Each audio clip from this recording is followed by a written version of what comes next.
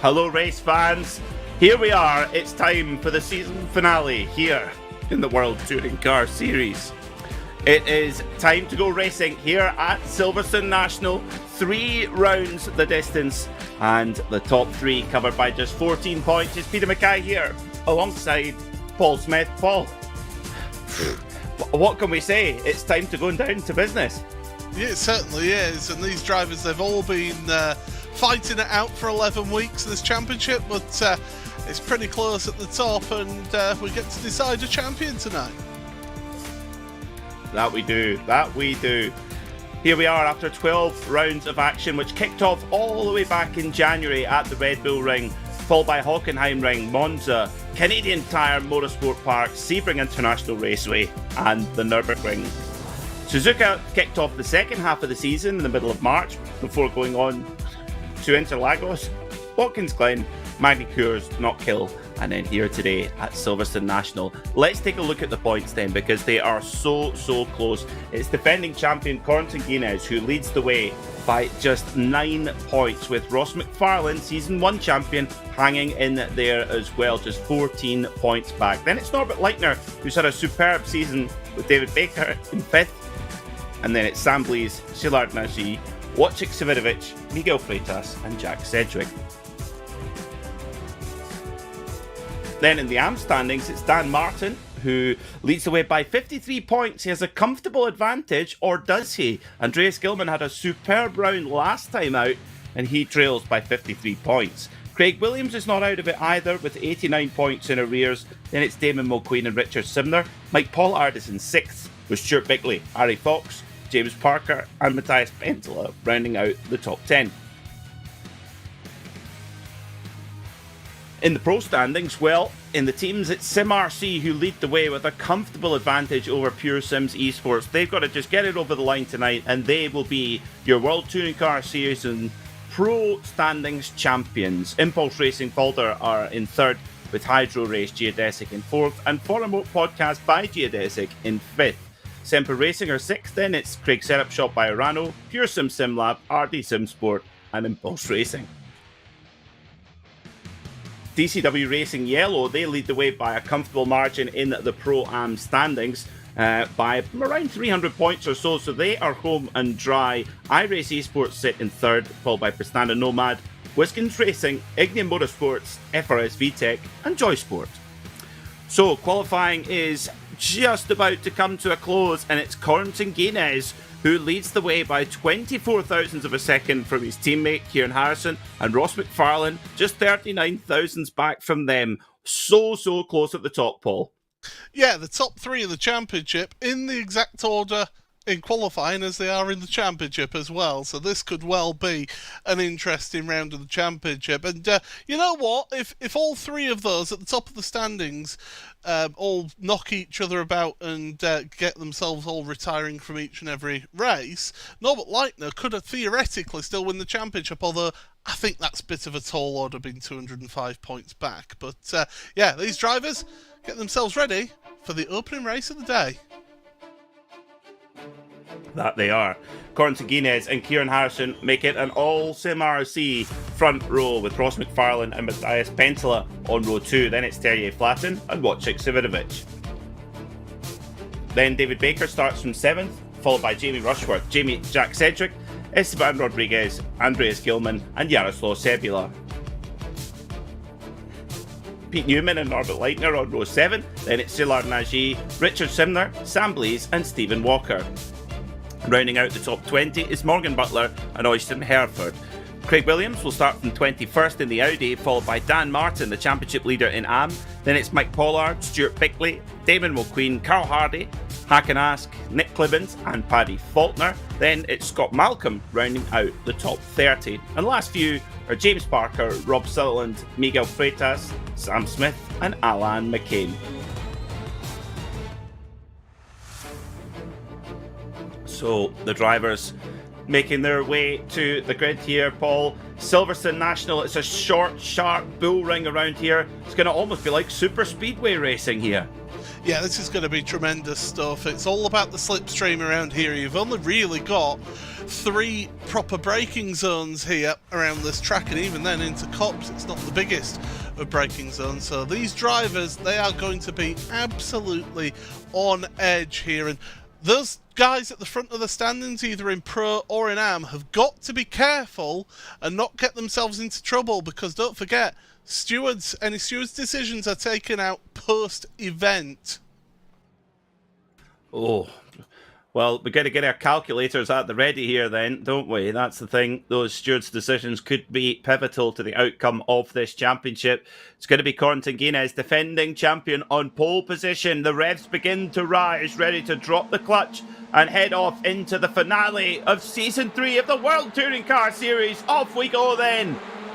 Corentin Guinness gets a good launch ahead of his teammate there. Kieran Harrison settles in behind in second. And then it's Ross McFarlane in third in the championship chase. So your championship order, Guinness, Harrison, McFarlane. That's your order as they head into Maggots.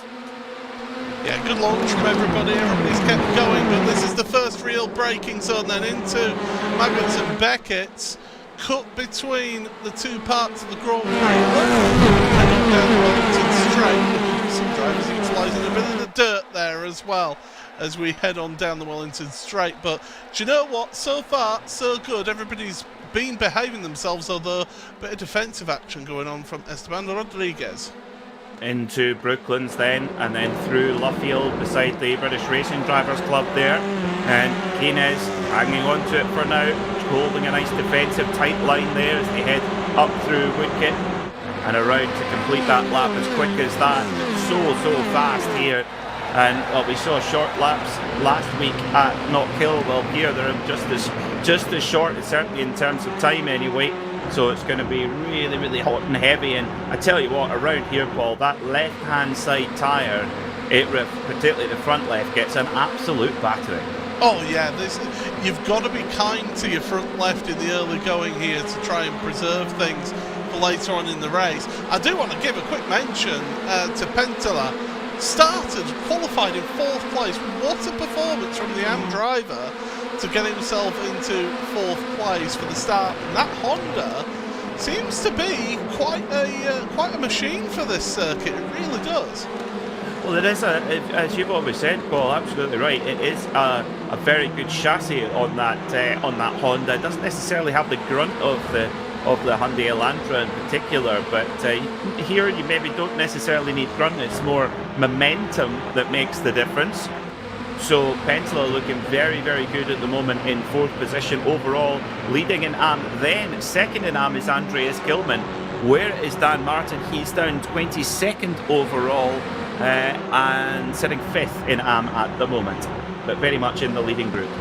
Yeah, very much. I mean, it is just all one long queue. This is what is good about Silverstone National, is that you can keep the slipstream around here and you can make some overtakes. Speaking of overtakes, Craig Williams in that sole Audi on the grid, trying to move forward. Don't forget, he dropped down to 3rd place in the Am Championship. It was your race lead. I was going to ask Peter, if you're the team manager of SimRC, do you say, lads, gloves are off, away you go, win yourselves the championship, or do you say, behave in the first couple of races and then go for it in the final one? Oh, I wouldn't want to make that decision, that's for sure. I think you just got to let them go for it. If you try to, at this stage, I think if you try to manipulate or create things and try and fiddle about, I think that's when things go wrong. I think they've just got to let Guinness and Harrison know the game. They're both clean drivers. They're both firm, fast drivers. So I think just let them go at it as well. And I think all you got to tell them is just say, don't let Ross McFarlane beat you, and just have at it. Now, interesting, a little bit of a breakaway from the draft there as well. So Guinness looks like he's going to reclaim the position, or is he? Guinness on the inside here, Harrison on the outside. They almost touch there. So easy to make contact coming out of Brooklands and into Luffield, the side by side. And don't leave the door open for McFarlane because he'll pounce. Oh, look at that formation flying, and Guinness, has to use all the curb and more.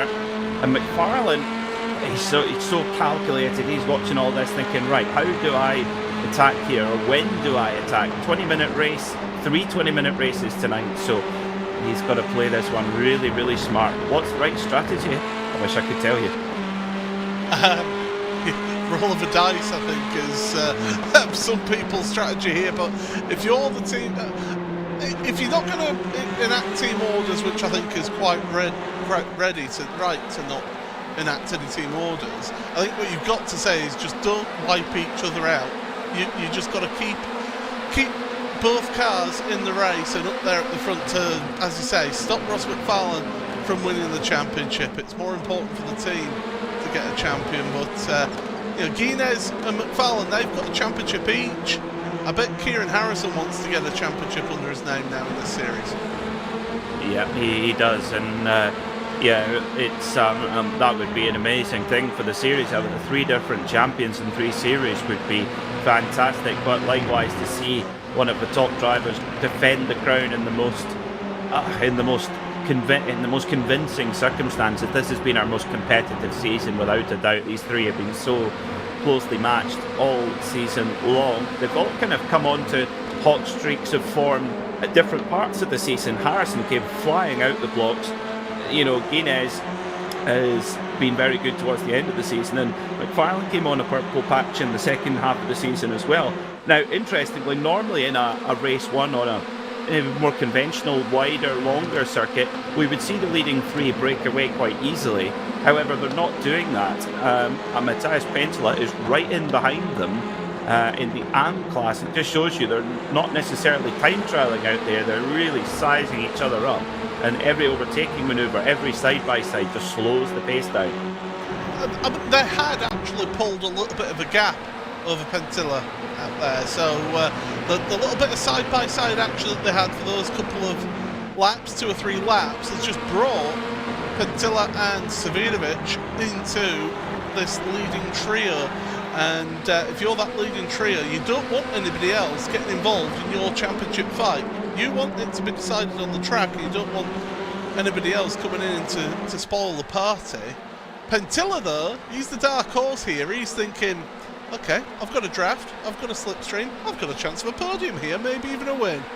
Absolutely, yeah. It's funny when the British Superbikes come here for their opening round of the season. It's amazing how you get different riders winning who maybe don't necessarily have the fastest machine, but they can stay in the lead group and they can fight. And it's I think it's going to be the similar case today with these touring cars. So Harrison leads then from Guinness for now. Ross McFarlane just studying every movement of his 2 rivals from Sim RC, and then right behind Matthias Penttila having a superb race. And he had such a good start to the season, and then just a whole bad run of luck, and then we didn't see him for a few rounds. I think if he'd been here full season, he would have challenged for the AM Championship, I do. But down into Maggots, Beckett's, and then turning tight to the right here around Aintree, and then down the Wellington straight. And the Wellington, of course, Paul, nothing to do with outdoor footwear, which is quite helpful. Most times you go to watch racing at Silverstone, it's got a different meaning. Yeah, absolutely. This was a training facility for the Wellington Bombers in the Second World War, as Morgan Butler's had an excursion out there, and Miguel Freitas has just gone into the back of him there. So yeah, it was a training facility for the Wellington Bombers in the Second World War, and this is where they had a lot of the people out there to learn how to fly those machines before then heading down to their bases. So Morgan's already gone off. He's had an issue earlier on, and Freitas just comes around with that rejoining Elantra from the Q6 outfit, same lab team. But yeah, Morgan Butler had the issue out there at Beckett's. Yeah, interestingly, it looks like that delayed Dan Martin ever so slightly, the AM Championship leader. Yes, it did. Car number 70. So watch Morgan Butler here. It's up the inside. Oh no, Dan Martin gets through. It was Martin's teammate that got held up, actually. Excuse me for that. And oh yeah, a slightly dodgy rejoin as well. Could hear the tutting echoing through my headphones. Yeah, not the best there, Morgan. And we all know that Morgan's friend Chaz Draycott is the president of the Morgan Butler fan club, so he'll be watching on and just. It's a lovely shaking his clubhouse they head. have. It's a lovely clubhouse they have. Have you seen it? I've not. It used to be a really nice telephone box, but nobody uses them anymore. So Only joking, Morgan. Only joking. Looking forward to speaking to you later. 10.5 minutes to go. And Kieran Harrison leads from Gordon to Guinness. And is there a breakaway forming? No. But I tell you, there is a piranha circling in the waters of the top three. And that is Wojciech Savidovic. And we know that Wojciech is not backwards and coming forwards, that's for sure. He's right there menacing in that number 80 machine for Semper Racing. And as we know, Paul, Wojciech hasn't really had a championship axe to grind this season, but he's won races, he's contended for lots of races, and like I say, no championship axe to grind, he just wants to win. And that's a dangerous proposition for Harrison, Guinness and McFarlane. And if somebody knows how to win in the front-wheel drive car, it is Wojciech. He really is such a good driver in these cars. Had a long brake pedal at a couple of venues this season, which got him into a bit of hot water. But he's sorted that issue out, and he's competing well up there at the front of the field. He certainly is, yeah. But he's going to try and find a way past Matthias Penttila, who is getting kind of dragged along by the top three, which is sort of negating the slight straight line speed advantage that the Honda has. It's not often you talk about Honda, well, there have been times in history where it does, but most of the time Honda usually do know how to build a pretty good engine. But this car is just a tiny bit behind the Elantra in terms of kind of straight line speed. McFarlane not plotting his attack. I'm sure he's plotting his attack, but he hasn't deployed his attack yet. He's just trying to figure out where to go. He's the man who's got the most ground to make up. Guinness leads the championship by 9 points from Kieran Harrison, and McFarlane is 14 points off the lead. So really, if there's anyone who needs to win this first race, it's McFarlane. Yeah, and don't forget as well, for a race win it's 75 points, 72 points for second place. There are points deducted for if you accumulate instant points. So for every 2 instant points that you accumulate, you do lose championship points. So that can have an effect on the standings here. So we are going to be trying to keep you up to date with everything as we go along today. And credit to the series admins, they're going to be updating points for us after each and every round. But right now, McFarlane, you can fall into a bit of a trap. You get behind somebody and then you go at their pace and you start braking when they do, and before you know it, you've slowed down your car and you're not actually able to make any moves on them. Sometimes, and I know it's difficult in this opening race with them starting third, sometimes it's almost better to just arrive, get a move done straight away and leave them before you get stuck in a rut behind. Yeah, very true, because then your opponent's figured out where you're fast and where you're slow by that point. It's almost the element of surprise that's very important to getting that overtaking manoeuvre done. And the question is, when does Savidovic arrive on the scene? If he does, because he's getting closer and closer to the rear of Matthias Penttila's Honda. So when is he going to plot his attack? And at the way that the race pace is, you would think that Savidovic would be able to bridge that gap in some clean air. Track temperature, not pretty ideal conditions really, 20 past 10 in sim time, but when we go into the afternoon time race, that's going to be putting the front left tyre through some real horror temperatures. Something happened to Dan Martin here, Paul. Now this could have a big effect on the RAM Championship, of course. AM Championship leader, is he going to go in deep? Oh, back end around. Oh, and that's lost him, 3 places there. That is suboptimal for Dan there. That could have been worse though. That could have been a lot worse. But yeah. His championship contender Gilman's 11th overall, so he's getting a good ton of points here. Big ton of points, yeah. That's going to give quite a swing, actually, isn't it? With Dan Martin 24th overall at the moment, that's a very big swing. And also, Gilman's in a safe place to catch the reverse grid for race 2. Dan Martin, there is absolutely no guarantee that he will get a reverse grid at that position he's in right now. You could, but the chances are slim. Yeah, that's it. The further up into the reverse grid orders, the better chance you get of getting it more in your favour. Gilman right now is going to be on 50 points if he finishes where he is for this race. 37 points for Dan Martin down in 24. So it's not the biggest loss of points. That's what, 13 points lost. That's still 13 points in the championship. That's quite tight. Well, yeah, Dan Martin could afford to lose that every race, just. But you wouldn't, like I say, you wouldn't want to be running it too tight. And when you're in that mid-pack as well, it's so easy to accumulate incident points. You know, if you have to go wide to avoid something, that's an incident point. If you have a spin, that would have been a loss of control, and that's 2 incident points he would have got there. And a heavy contact with another driver, that's 4 incident points. So, and there is reductions in championship points if you incur too many, so they've got to keep an eye on that. Kieran Harrison holding on for now, 4.5 minutes to go. Is Guinness going to hold position? Is he going to have a go? Is he going to risk it and potentially open the door up to McFarlane? What's McFarlane thinking? Is he thinking, come on guys, just punch each other, just do something, throw a pint over each other's head, something, just let me come in and swoop in and take the spoils. Smash a glass of Newcastle Brown and stitch that Jimmy. No, it's not going to be that. It's not going to be a barroom fight between these two. Although we have seen in previous rounds, from Edinburgh. There was that. But we did see earlier on in the season how the SimRC guys, the last 5 minutes of a race, they really do take it to each other, don't they?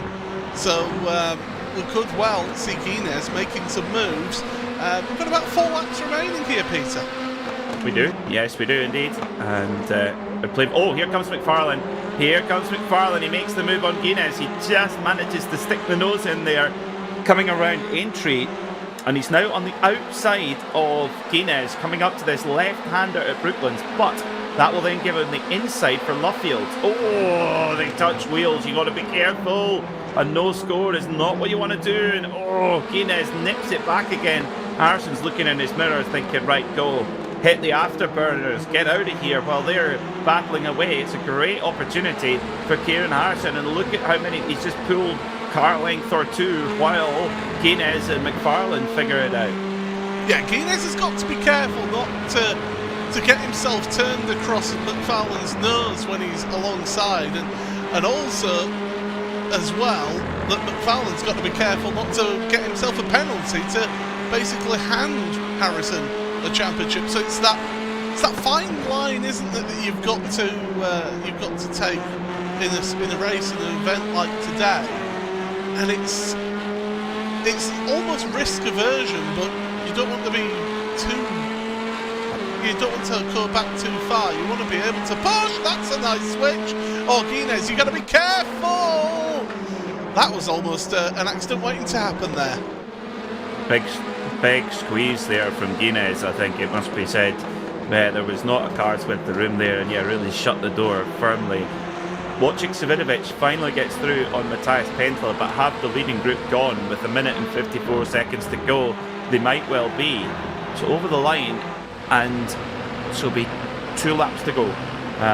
2 laps to go then here, and Harrison's made the break call.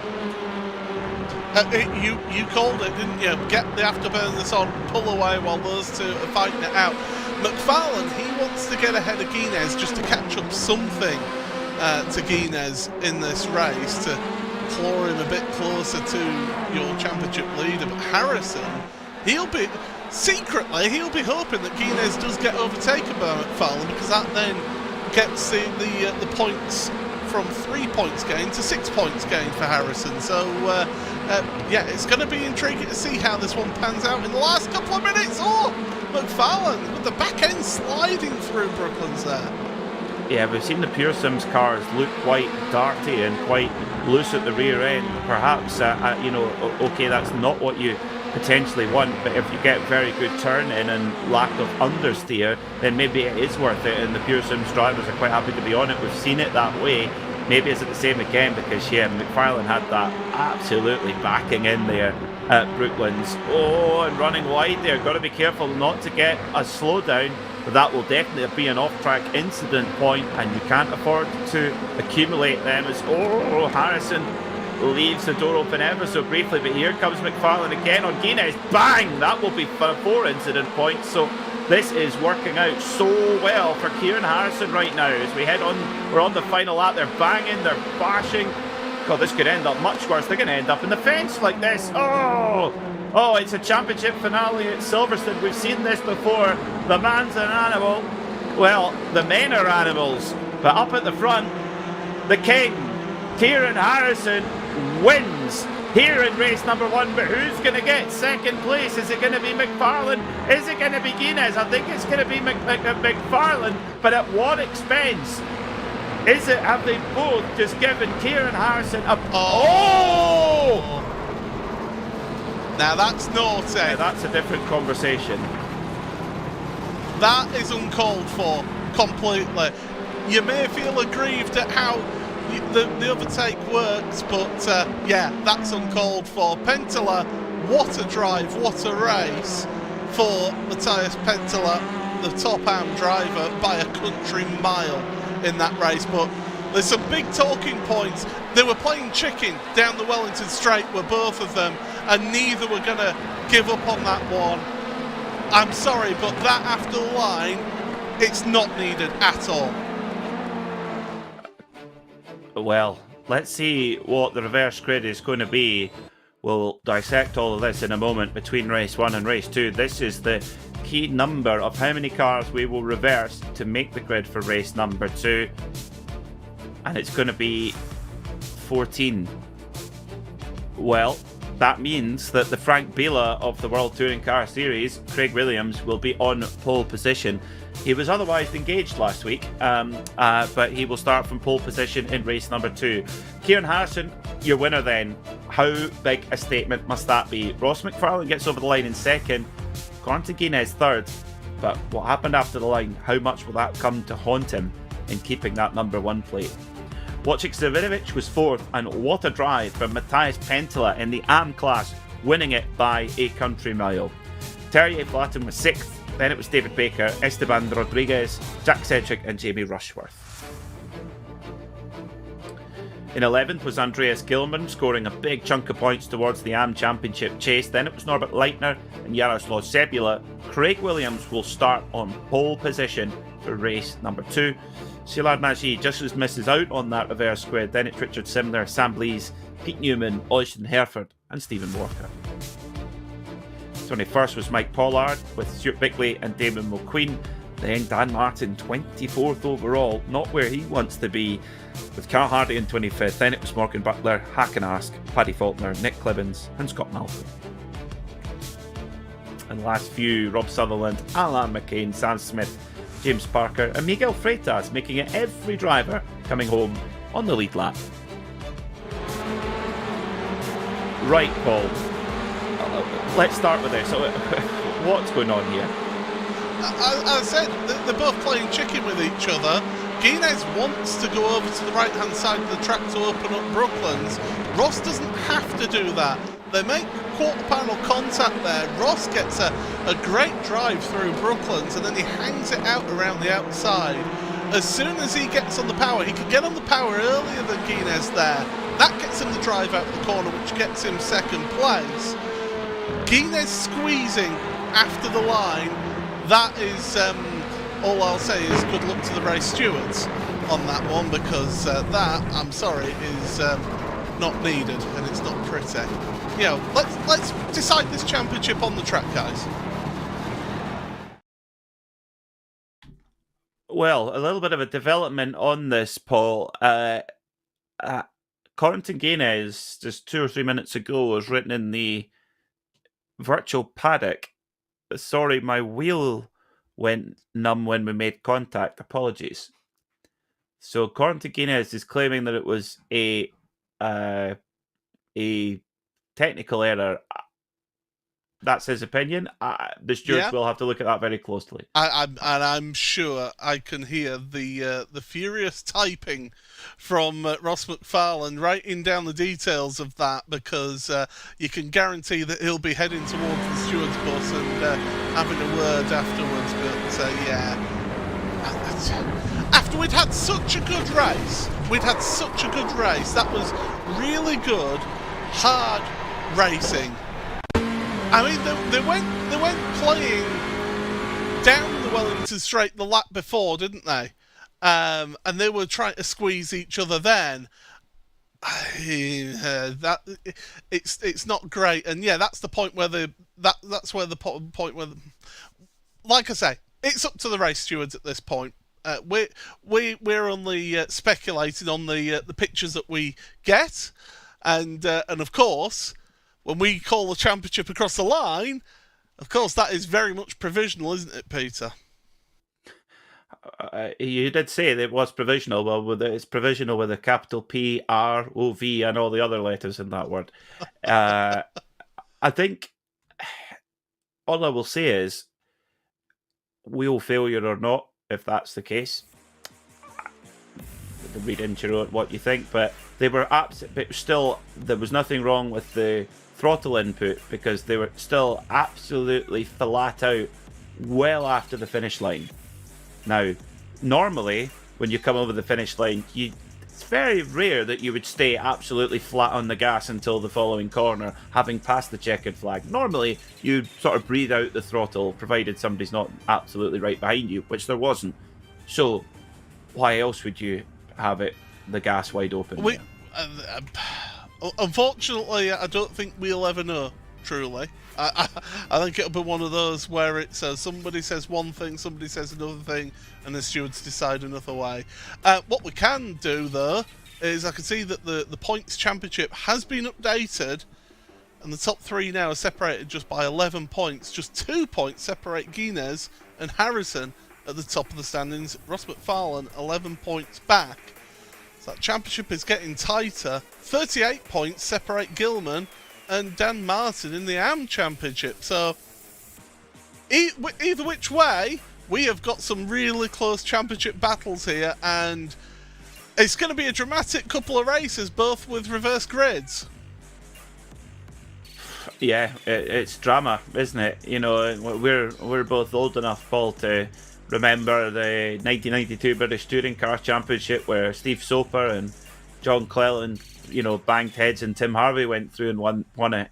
Have we just seen our Soper and Cleland? Is Ross McFarlane going to come on and say the man's an animal in his best John Cleland accent? I don't know. Well, I can tell you the reason why we haven't got a new race yet is because it is under admin investigation. So the series admins aren't happy with something, and they're investigating it. So we could be in for a long night here, Peter. We really could. But yeah, I mean, I remember the tale that John Cleland said about that was they got summoned to I think it was the RAC club after the event at Silverstone. And Cleland said to Steve Soper, "We need to get our story straight here, because they're going to ban both of us here." And they both went and went, no, it's all right. We're all sorted. We both admit that we're both at fault, and that's it. Only John Cleland. Only John Cleland. I mean, let's step away from the pro battle for now. Only last comment on that. What a drive from Kieran Harrison. He made the break when he needed to, and he took full advantage. 100% top marks to him. Looking at the AM class, what's going through your mind if you're Dan Martin right now? Because he had an enormous lead a couple of rounds ago, but it's just eroded through his fingers.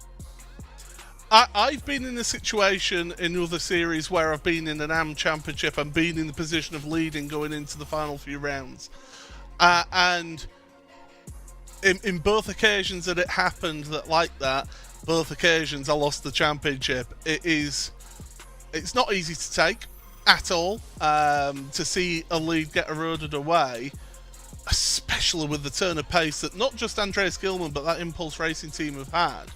You know, you think of Norbert Leitner, Mr. Race 3. They've had some really, really good performances this second half of the season. Gilman in particular has just really come on. When you're a driver who's on form, things seem to go your way, which is what seems to be happening with Gilman. However, Dan Martin seems to be getting involved in a few little things, and he's in that mid-pack, and you mentioned it. You end up getting involved in somebody else's incidents, you get involved with contact, you make mistakes like we saw at Brooklands as well. Before you know it, you're further down the order and you're losing out championship points. It's so difficult to get out of that mid-pack, especially in this championship. It is, yeah, that is absolutely true. And there's been a lot of incidents that maybe haven't been of his own making, but it's just that it's all about momentum, isn't it? You know, the way that works out, and sometimes you just feel like you can't kind of stop the rot. I suppose it's really, really tricky and mental challenge getting it. That's why champions are so lauded, because it is so hard to do that. So this race 2 is going to be hugely exciting. I mean, Craig Williams from pole position, the Audi, you know, we mentioned it on some of the faster circuits where longer straightaways, the Audi was very, very strong. It has a very good straight line speed. This is not necessarily the circuit for straight line speed. This is a handling circuit, if you like. It's about rolling corner speed. It's not the Audi strong suit, but we know how strong Craig has been and how well he's gelled with it this season. Oh, he's been able to pull results out of that Audi that very few would have, I do think, and he deserves being involved in that championship fight for AM. I mean, he's 77 points back. It's mathematically still on for him. It'll be extremely difficult to do that. Remember, 75 points for a race win. Bit of luck goes his way, you never know, but I think he'll be happy with a top 3 finish in the championship, considering that it is very much the unfavoured car in this championship, given by how many Hyundai Elantras there are out there. Well, we were joking, it was kind of like an episode of Oprah saying, you get a Hyundai and you get a Hyundai and everybody gets a Hyundai, and it's been a top car pretty much since the start of the championship of the World Touring Car Series, when the new TCR machines came to join the Audi. And you know, the first season was won by Hyundai Elantra. It was actually a Hyundai Veloster that won season 2 in the hands of Guinness. Well, we know that's one thing we can say for sure, Paul, is that it will be a Hyundai Elantra this time around. Yes, it certainly will, and it is the favoured car this season, and certainly we're going to be getting an intriguing end to this season, that is for sure. Yep, we certainly are. Well, we're going to step away for just a moment here on RaceSpotTV. Do not go anywhere. Race 2 is coming up.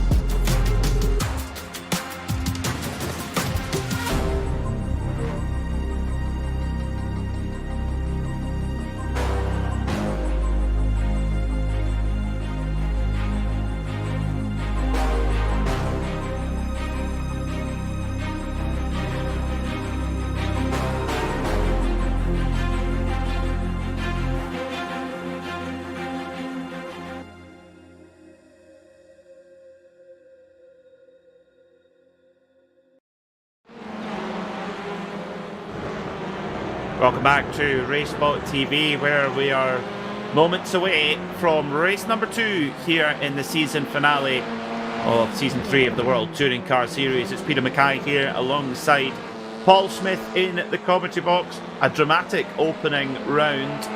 Kieran Harrison taking the win. Ross McFarlane coming home in second, with Guinness narrowly missing out in third. But what happened after the flag, a point of controversy here. What will happen after that clash between Guinness and McFarlane after the flag? Track temperature climbing now over 30 degrees Celsius, so a little bit of extra temperature for that front left tyre to deal with around this clockwise circuit.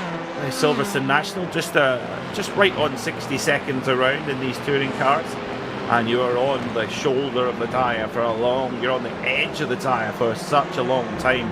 Long right-handers just punishing that front left, and the driver's going to have to keep a close eye on that. 3 minutes left in this warm-up session, and it will be Craig Williams who starts race 2 from pole position. Well, to tell you what, these next 2 races are going to have plenty of spiciness in it, and well, if you want drama, if you want excitement, if you want well, we don't want controversy, but we may end up with it. But my goodness, if you want exciting racing, then this is going to be it for this season. You've got to lay your cards on the line. It's almost as if those championship protagonists have been getting to the final 3 of a Texas Hold'em poker game, and they've got all the chips, and it's now decided, right, do you know what? I'm going all in. Let's see what you've got. Well, let's see what these drivers have got out there. It's not Kenny Rogers alongside me in the RaceSpotTV commentary box. It's Paul Smith, ladies and gentlemen. Well, we've got word come in now. The stewards have had a look at the incident after the line between Corentin Guinness and Ross McFarlane, and I quote, "After review, no further action. There is evidence of equipment having issues." So no further action from that incident after the line between Corentin Guinness and Ross McFarlane. So that's one variable to take out of things, but it's still a very, very unpredictable run to the flag, because now, of course, Paul, our podium from race 1, they've got to start 14th, 13th and 12th and cut through the field. Yeah, they're all together again on track, and you'll have a very angry Scotsman in Ross McFarlane going, oh, we're playing that game, are we? I think there is enough doubt there for me for you to make that decision. I think they've made the right decision there, have the stewards, and they will have been considered in what their decision was there, and fair play to them. They know the importance of a final round of this championship. With something like that, the burden of proof to decide if somebody has done a deliberate act like that is quite high, and quite rightly as well. But they will have had a very considered discussion amongst the stewards, the panel that they have for this. So yeah, I do think that it's best to err on that side of caution and say no further action. Yeah, well, it does make things a little bit simpler for the championship chase. I mean, to be honest, it won't really matter. You know, it won't bother Kieran Harrison a jot, because he broke away from the quarrelling pack behind him and got that win in the bag. He's done his job in that race. So, who will come out on top in race number 2 then? Will be Craig Williams starting from pole position in the Craig Setup Shop Audi. And he will start alongside Jaroslav Sebula in the number 81 Semper Racing machine. This is how they will roll off then.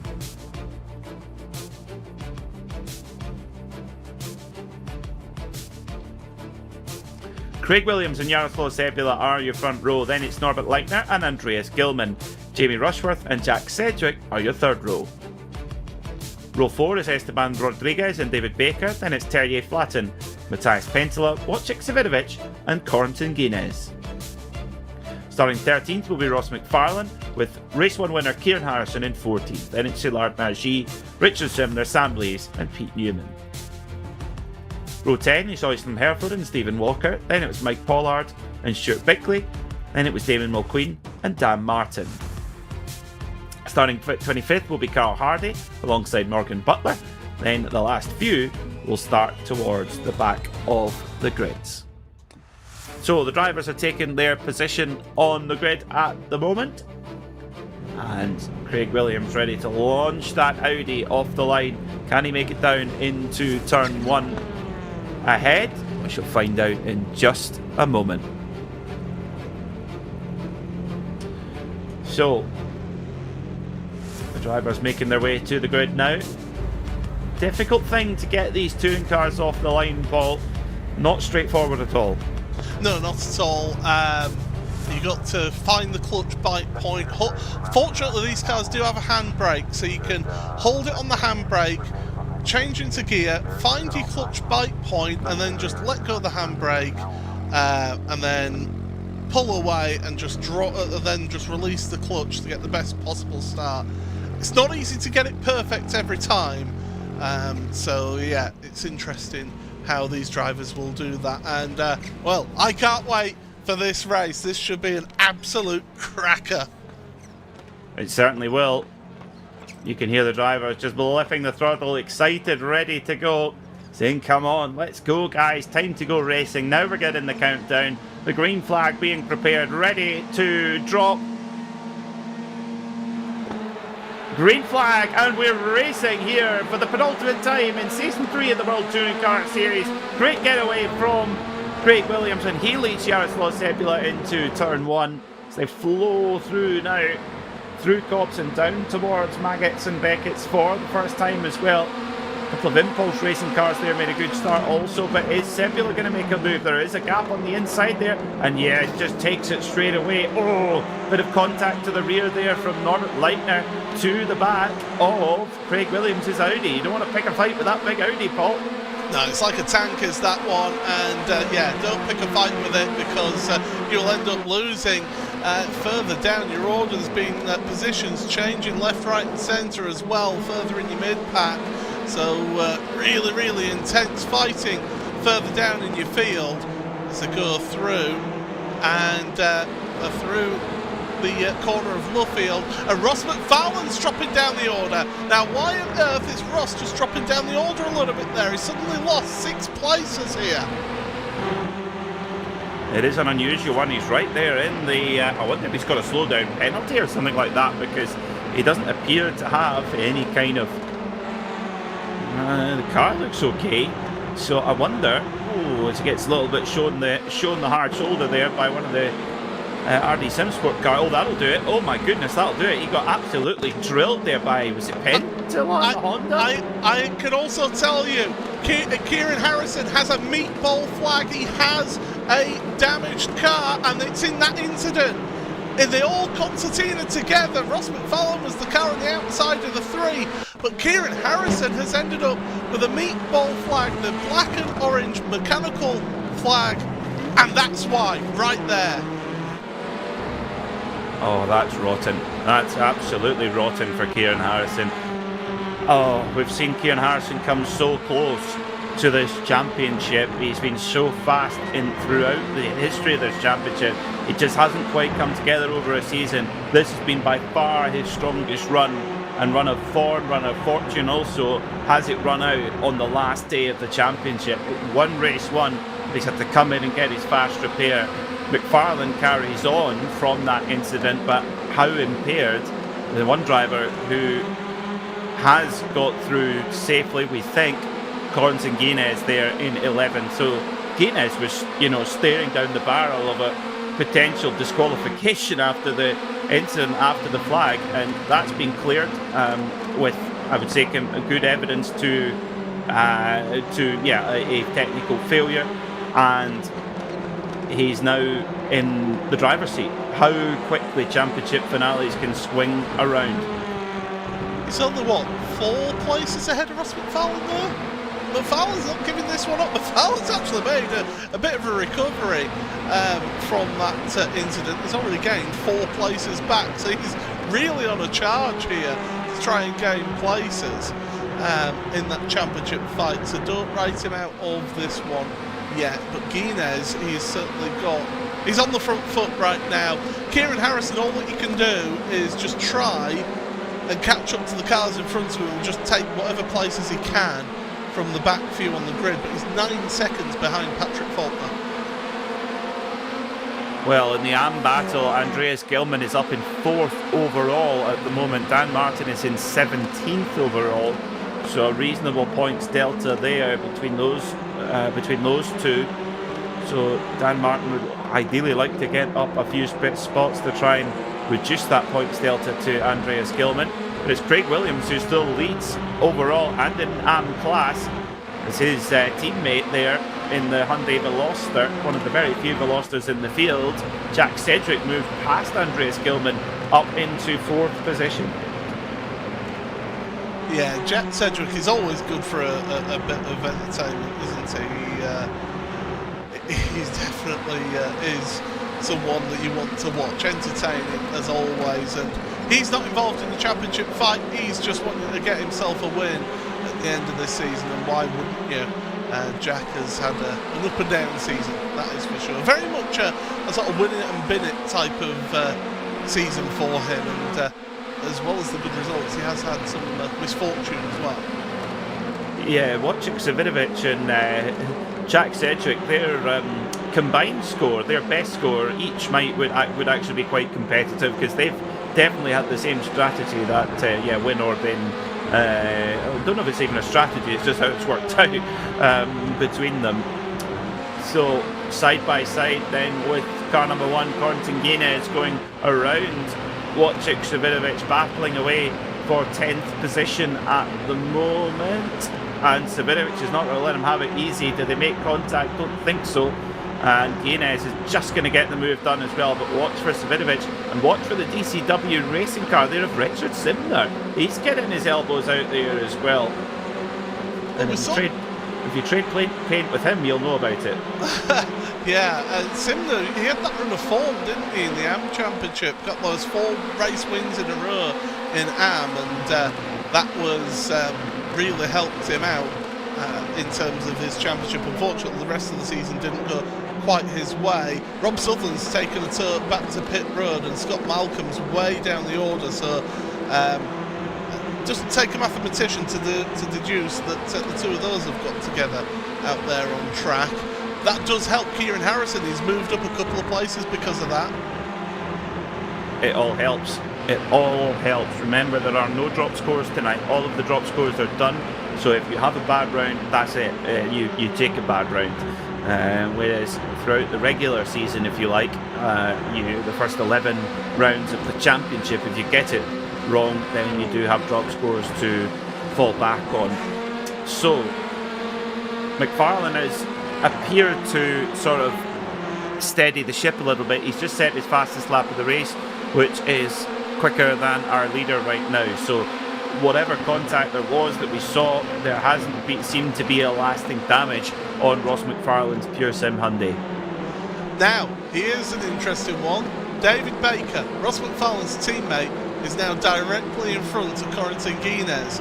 Does he play a bit of team games and slow Guinness, back Guinness up to Wojciech Savinovic to try and get him involved in that? You can't play too many tricks around here because it is such a wide Grand Prix venue. You've got to be careful with where you go, and David Baker, he is a fair but hard racer, but if he's got a team job to do, he will do it within the letter of the law. Yes, correct. I think that's a very good point, and he did so at Knock Hill last weekend. So there's definitely his previous there, and I would think there is things you can do. There's parts of the circuit where it's one line, and if you've got a rival behind you, you're maybe wanting to back up into the pack, you can just roll out the throttle and just roll the speed, and just calm that mid-apex speed down a little bit.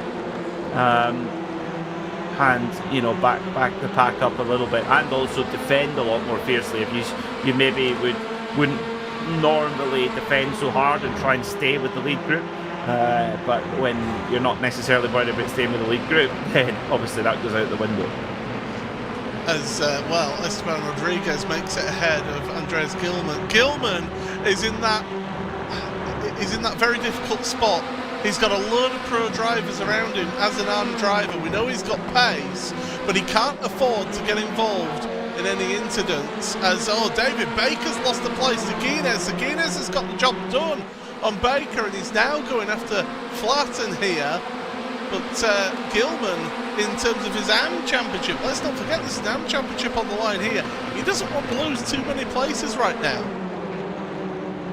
No, and in the AM Championship, Gilman has lost a couple of positions, but he's in 6th overall, and whereas Martin's still down in 17th overall. Craig Williams continues to lead, then it's Jaroslav Sebula, and then, try and figure this one out. Norbert Leitner and Jack Sedgwick playing for keeps there.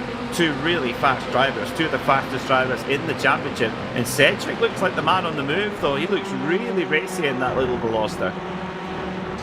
Good change of direction on that Veloster, and that will help with this circuit into these corners.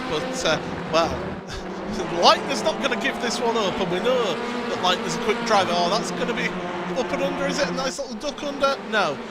Leitner's been able to stay ahead for the time being. McFarlane's got ahead of Savinovic. I think Savinovic has got some damage to his car, to be honest, with how he's been dropping down the order.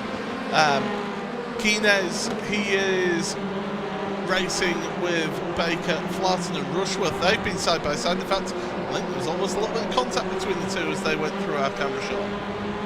Yeah, and remember Jamie Rushworth there in the number 3 car. It may not be painted as a Pure Sims car, but it is basically. It's run out the same awning, just under the Sim Lab banner. So Ross McFarlane does have a few allies there in that mid-pack there.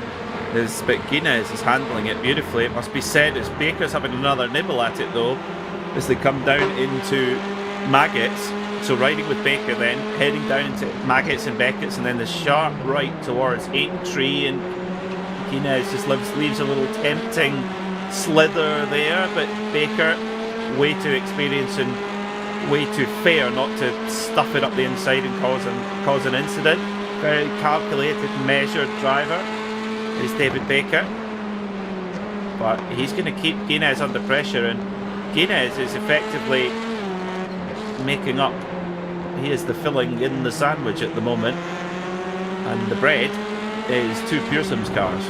Did you see the rotation that Sim RC car had through Brooklands? It is set up so well as that car, and just the way it rotates around that corner really looks to be absolutely on rails, and no wonder they've been up at the front of the championship. They have got that car absolutely dialed in, that is for sure. But Jamie Rushworth, I can tell you, he is a hard charger. He will not give this one up without a fight, because at the end of the day he wants to score as good a result as possible for himself and for the team. So on one hand he wants to help his teammate Ross McFarlane to beat Guinness, but on the other hand he wants to do well for himself. Guinness could go for the outside here.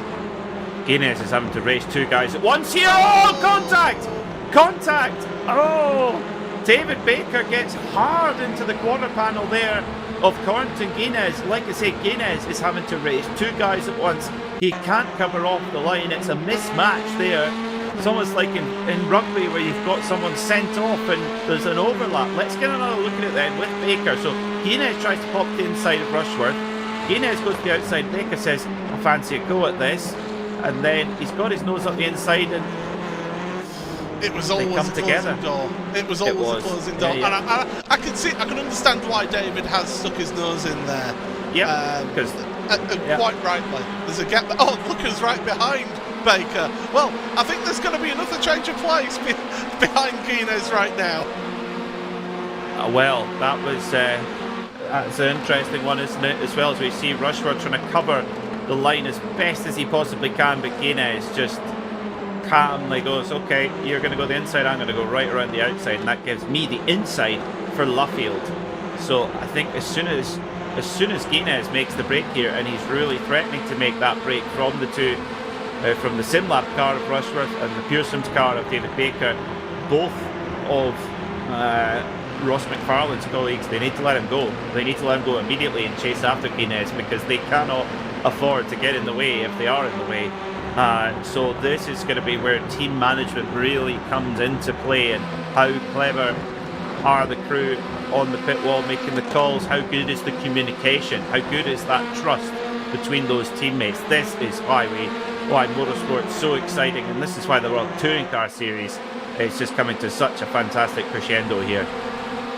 Ross McFarlane with the call sign Deep Fried Mars Bar saying, "Rubber duck, please get out the way." Well, there you go. There's your first one. Yeah, there you go. Yeah, Iron Brew. Pull back. Yeah. Well, that's yeah. We knew it was going to happen. I mean, well, it's the only play that Pure Sims have got, really. Has to. You've got to play like that. I mean, to be fair, David Baker and the contact aside, David Baker and Rushworth did their job there. They defended firmly and fairly. Like I say, contact aside, and that was all they could do, and that's what they did. And then when McFarlane arrived on the scene after USART, that's the only way you can fight for these championships. This means a lot to Pure Sims because McFarlane was the inaugural champion. That was taken away from him by Guinness in season 2 in the Sim RC crowd, and whoever wins this championship, if it's the Sim RC car or if it's a Pure Sims car, they will then take that edge into season 4. Yeah, this is really intriguing. It's worth pointing out, by the way, that Craig Williams has actually got 3/4 of a second lead up at the front, so he's having a fun time leading from the start in that Audi. It's not easy to do that in that Audi, but he's doing a fantastic job at the front. I know we've been concentrating so much on this championship fight, but that's because it is so tight, this championship fight. So if you are looking out for your favourite driver, well, keep an eye on that timing tower on the left hand side of your screen. Let's have a look at the ARM Championship, because that is, although it's not as tight on the points as the Pro, the gap is coming down, and it's set to come down again. Andreas Gilman in 6th right now, Paul. Dan Martin in 17th. What sort of point delta are we looking at there? I'm just doing the back of an envelope mathematics here. I think it's 16 points is that difference. Right. So, so that it still puts Dan Martin into the final race with a reasonably comfy margin, but not entirely home and dry either. It's a big enough gap that you can think, right, I can play the percentages, but it's not big enough that you're comfortable. Yeah, absolutely. I mean, the one thing on Gilman's favour is that Norbert Leitner is 4th in the Pro Championship. His teammate Norbert Leitner, 4th in the Pro Championship, cannot move up a place, can't go down a place. He's solid in 4th. So where he finishes is irrelevant. If you're Impulse Racing, pull Leitner back. You have to, and let Gilman go through, because it's just free. It's 3 points for Gilman. I mean, even the team, they're pretty much secure in their position in 3rd place in the Pro Teams Championship. So, yeah, why not? Absolutely, why wouldn't you? That's the thing. So, whoa, this might sort it though. Oh, big contact there between Rodriguez and Cedric, and Gilman just avoided it, I think. But that was huge contact there between Cedric and Rodriguez, and I doubt they'll get away scot-free from that. And here come the championship contenders, Guinness and McFarlane in the background. Oh, Gilman's not giving up, because Flatten was trying to make a move on Gilman there. They see Guinness and McFarlane coming through shot as well. I thought we were going to have a big pile-up then. Thankfully, they all sorted themselves out. Cedric won't be too happy with what happened there through Luffield. But, yeah, I think Andres Gilman just had his life flash in front of him, or at least his championship flash in front of him with that incident there. I think he would have thought, oh no, this is the end of my hope. But No, he's still in this one. And look at that! Oh, Leitner! Oh, is he going to hold them back? Because Gilman's coming around the outside.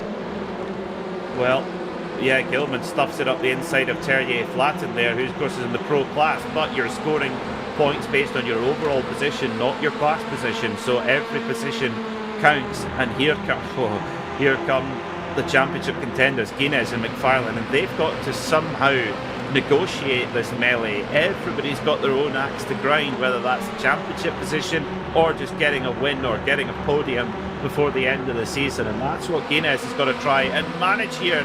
And as with McFarlane right behind him, Guinness goes to the outside. Is McFarlane going to try? He's going to try and go for the wide cutback line and get on the power early. So watch for the run from McFarlane here. Look at that, McFarlane on the left of your shot there, now on the right of your shot, and he's right in that gaggle. They're in there somewhere. Where's Wally? Where's your championship contenders? Which side do you pick? Gilman, Guinness has gone to the outside, McFarlane to the inside. Gilman's the meat in the sandwich there. He doesn't know where to go. And they're still absolutely neck and neck. McFarlane's ahead of Guinness. Guinness had to go really wide off the circuit, taking an incident point at least. I doubt he would get a slow down penalty. And yes, McFarlane has got by, so that puts Guinness under pressure. Here comes David Baker on the nose cam. Oh my goodness, on to the last lap we go. How is this going to shake out? Kieran Harrison, he's back in 31st after having to pit to repair damage. 28 seconds to go, last lap. Oh, where they're playing for keeps here, Paul. Yeah, this is all on the line. Oh, big moment there for Gilman. Oh, do you know what? McFarlane has taken the right line. Baker's followed him, and Guinness is getting boxed in. He is. Guinness is boxed in. This could be a real drop in points here for Guinness if he doesn't make something happen quickly. He goes for the move. Gilman blocks him. No, a respecter of no egos. Craig Williams is going to win the race. The Frank Vila of the World Touring Car Series is going to win. Third is not settled either as Cedric edges Esteban Rodriguez. But Craig Williams wins from pole in the Audi here in the final round of the season. And it's going to come down to the wire for the remaining positions. McFarlane's in 7th as he comes over the line. He loses it to Gilman. Gilman beats McFarlane to the line. No, he doesn't. It switches again. McFarlane finishes 7th. Guinness 10th. Oh dear. Wow. The pendulum going back and forth is making me dizzy. I've just looked at my watch to see my heart rate, and it's almost in the low 100s. This is really tense. I mean, that was Rodriguez and Leitner going neck and neck across the line. Well, this championship just keeps on getting better and better. And are you not entertained? Because my goodness, this is sensational stuff at the end of the season. And we've got another race to go. I said you buy one, you get one free. That's for sure. But yeah. I mean, here's the thing. Kieran Harrison finished 24th. Now, what's the biggest number on that reverse grid wheel? Well, Dan Martin, your AM Championship leader, came home in 16th. So he'll be hoping to catch that. Oh no. It's another small one. Wojciech Savinovic on pole. Stand back at the fences. Oh my goodness me. But what that means, Paul, that puts Ross McFarlane and Corentin Guinness within that reverse grid, and Kieran Harrison absolutely not.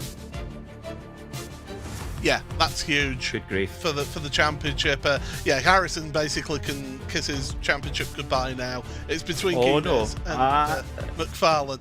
For me, right now, realistically, he can kiss it goodbye. Never say never. That is for sure. And there could be an incident between those drivers, but yeah, Guinness is going to be starting a couple of a row in front of McFarlane in that last race. He's got to make the most of that, that's for sure. Well, we'll get through to the post-race analysis in just a moment. Craig Williams wins at the AM class and wins overall for Audi. We don't call him the Frank Vila of World Touring Car Series for nothing. Jaroslav Sebila was second, and Jack Sedgwick makes it 2 Craig setup shop cars on the podium. Esteban Rodriguez was the leading Pure Sims car in 4th, then Norbert Leitner came home in 5th, with Terje Flatten in 6th, and Ross McFarlane grits his teeth to get a 7th position. What a dramatic race. Andreas Gilman second in AM and very strong points again. David Baker was 9th and Corentin Guinness had to settle for 10th. 11th was Jamie Rushworth, followed by Richard Simner. Wojciech Savirovic and Pete Newman just misses out on that reverse grid draw, as do Matthias Penteler and Dan Martin.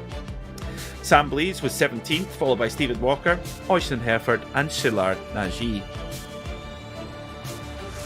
21st was Miguel Freitas, followed by Morgan Butler, Mike Pollard and Kieran Harrison, very tenacious indeed, fought back to 24th after a pit stop. So a pit stop for a spare car and comes home 18 seconds behind the winner. A story of what could have been. Carl Hardy was 25th, then it was Damon Mulqueen, Hakan Ask, Nick Clibbins, Sam Smith and Paddy Faulkner. And the last couple were James Parker and Alan McCain on the lead lap, then it was Stuart Bickley and Scott Malcolm not making it home in the lead lap, and Rob Sutherland not making it to the finish. Goodness gracious. Well, where do we begin, Paul? That battle was utterly captivating there on those last few laps. Brutal. I think is what it was. There was no quarter given and none taken, that is for sure. That was unbelievable stuff. The championship points have been updated for us as well, Peter. So just 5 points between Corentin Guinness and Ross McFarlane. Kieran Harrison, yeah, he's not out of it. He's 17 points off of the championship lead. But it's going to be a tall order from starting on 24th on the grid for Kieran here. And sorry, I've upset Karen Broughton as well in the chat. Team Harrison, yeah, apologies, but realistically speaking, with how that reverse grid went, it's got to be between Guinness and McFarlane right now. I'm going to play devil's advocate, Paul, because that's why there's two talking heads here rather than one. So those two races have taught us that nothing is guaranteed. Nothing. No. It's the biggest cliche in commentary, I think, that anything can happen. But, well, everything has happened already in those first two races. So, yeah, I think Harrison, the pace that he had, remember, he had to come into the pits, get the spare car out of the pits, and he came home 18 seconds behind the leader. Yeah. You've got to have pretty impressive pace to do that. So, yes, you're right. He is going to need something to happen to Guinness and McFarlane, but plenty happened in the 20 minutes of that second race. So we just don't know. How are we looking in AM points-wise? Because Dan Martin, he's being run down by Andreas Gilman, but is it going to be too little too late? Well, Dan Martin still leads the championship for RD Simsport, but only by 27 points now, so it's not over yet, is that one. Craig Williams, with that win, has actually put him a further 20 points back. He's only 47 points off of the championship leader. Theoretically, that's still possible for Craig to win the championship as well, but I think it's just a little bit too late, too little too late for Gilman in the championship here. Craig shouldn't have had last week off. No. That was his downfall. Standards are slipping. Anyway, no way. I jest. It, of course, that AM class, it looked like Martin was away with it. He's got a decent buffer to go into that last round.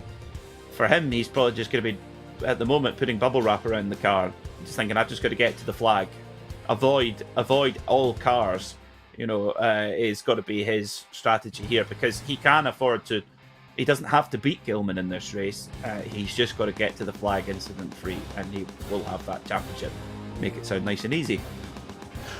I don't agree with that, because if you start driving within yourself, you're not driving how you've been driving all the way through practice, all the way through qualifying and these races. It's so easy to make a mistake if you're not on your racing line exactly how you would normally be. You've got a later braking point, you then miss your braking point, you go deep into corner. All sorts can happen. He just needs to race his race. and just have that awareness around him. Yeah, he's not going to go for any dives, and he's not going to take any risks on that is for sure, but he can't afford to completely back off and just say, no, after you. Good point. I mean, on this type of circuit, you're right. You get freight train, don't you? That's the thing. It's, mind you, I'd rather have the advantage than not. Yes. That's for sure. He's definitely in the strongest position. Well, we have. You can't say we're sitting on the fence. We're just on two different sides of the fence for a change. Normally not, but yeah, great to see so many people in our RaceSpot TV chat as well. We've already discussed Karen Broughton's comment. Quite right. Hold him to account, Karen. Quite right. She's back in hashtag Team Harrison. Goffin Manning says the Audi's quick. Certainly is in the hands of Craig Williams. Gearhead 25, what a crazy finish. Matt Bunn, spicy. It certainly was. It certainly was indeed. Alan Toon, stunning drive, Craig. It really was. I mean, under pressure from pole in a car that's, let's be honest, it's not as good as it at the moment. It's not in the window that the Elantras are. Let's just. And the thing is, we barely talked about him as well, did we? We barely spoke about him because we were so focused on that championship battle in Pro, and also with that championship battle in AM. We barely spoke about Craig Williams in that race, and he just went about his business, exactly what he needed to do. Just went and drove up, had a really good launch. He managed to launch that Audi really well off the line, so he got a good start, was able to just gap out at the front a little bit over the rest of them, and they all started tripping over each other, and that meant that he was just able to break the slipstream and be out front. So it was a tremendous drive by Craig Williams. It certainly was. It certainly was. Well, the race that we've all been waiting for, the championship finale, is up next here on RaceSpot TV. Make sure you're sitting comfortably. We'll be back in a second.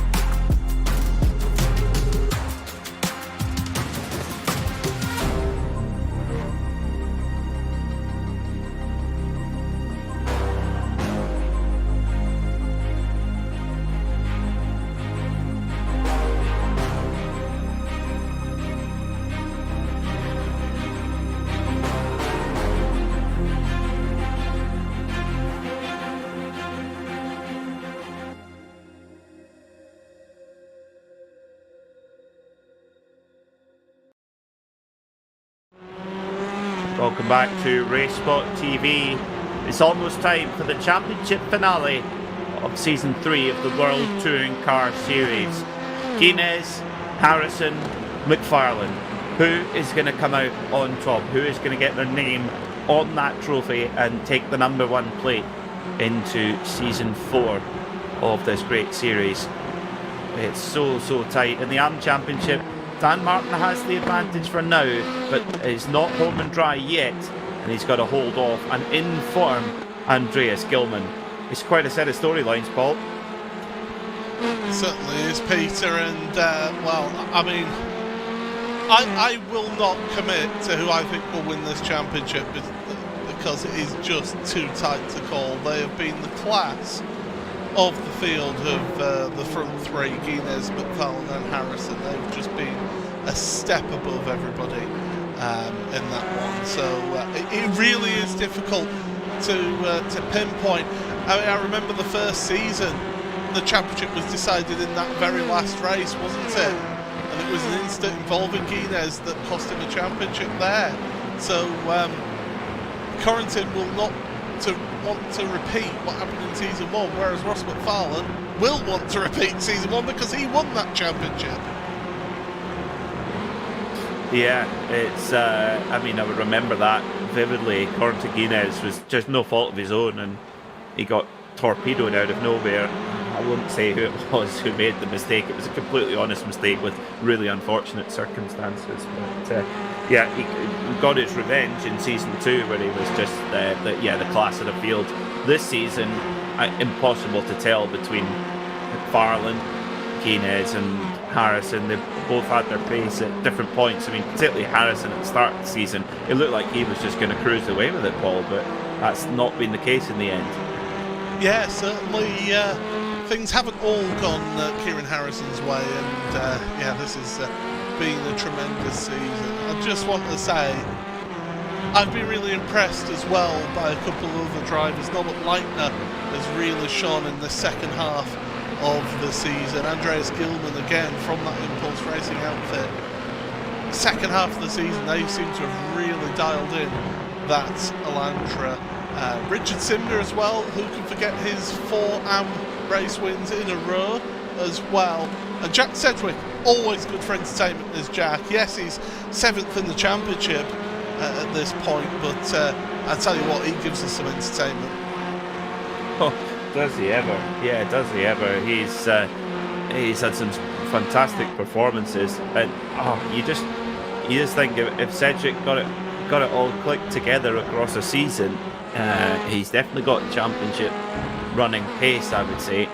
Just has to just kind of go his way, and touring car racing is kind of like that. It doesn't really matter which touring car category you pick. I mean, well, particularly the British Touring Car Championship, if you take that as an example, you've got to get a lot of the rub of the green. It's I know you make your own luck, but it really sometimes it can just go your way, and sometimes it doesn't. Just look at the weekend, British Touring Car Championship second race, Nick Hamilton, his best ever result in 6th place. Yeah. For a driver who is not in the best car, has issues around being competitive with his disability as well. What a result that was for him, taking advantage of the situation that was in front of him. Absolutely. Yeah, it was fantastic. We're so pleased to see that. Well, let's have a look then at the grid and see how we will start this final race of the season here in the World Touring Car Series. It's Wojciech Savidovic, the old stager, the multiple champion of touring car racing here on the iRacing platform, starts on pole alongside Richard Simner. Then it's Jamie Rushworth and Corrington Guinness going for the championship. David Baker and Andreas Gilman start right behind him. Then starting 7th, it's another championship contender, Ross McFarlane. Then it's Terje Flatten, Norbert Leitner and Esteban Rodriguez. Jack Sedgwick will start 11th with Jaroslav Sepula 12th. Then it's Craig Williams, Pete Newman, Matthias Pensler, Dan Martin going for the AM Championship with Sam Blees and Stephen Walker right behind him. And starting 19th on the grid will be Øystein Herford alongside Szilard Nagy. Then it's Miguel Freitas, Morgan Butler, Mike Pollard and Kieran Harrison starting 24th. It's not done out yet. He's got the pace to win. Watch out for that car. Carl Hardy and David Mulqueen, Hakenask, Nick Clibben, Sam Smith and Paddy Faulkner round out the top 30. And then it's James Parker, Stuart Bickley, Scott Malcolm, Rob Sutherland and Alain McCain. So 20 minutes sit between now and crowning a champion in both the Pro and AM classes here in the World Touring Car Series. Wojciech Savidovic will lead us away in his number 80 Semper Racing Hyundai Elantra. And waiting, ready to find that bite point, hit that ideal rev mark This is where it really matters. Watching the lights, ready for them to extinguish and then drop that clutch and go for it. You're trying to put over 350 horsepower through the front wheels of these cars. Not easy. A few of the drivers raring to get going, blipping the throttles in. Come on, let's go. Countdown coming now though. Find that bite point. Ready for action. Who's going to win Season 3 of the World Touring Car Series? Let's find out. We're racing for the final time here at Silverstone.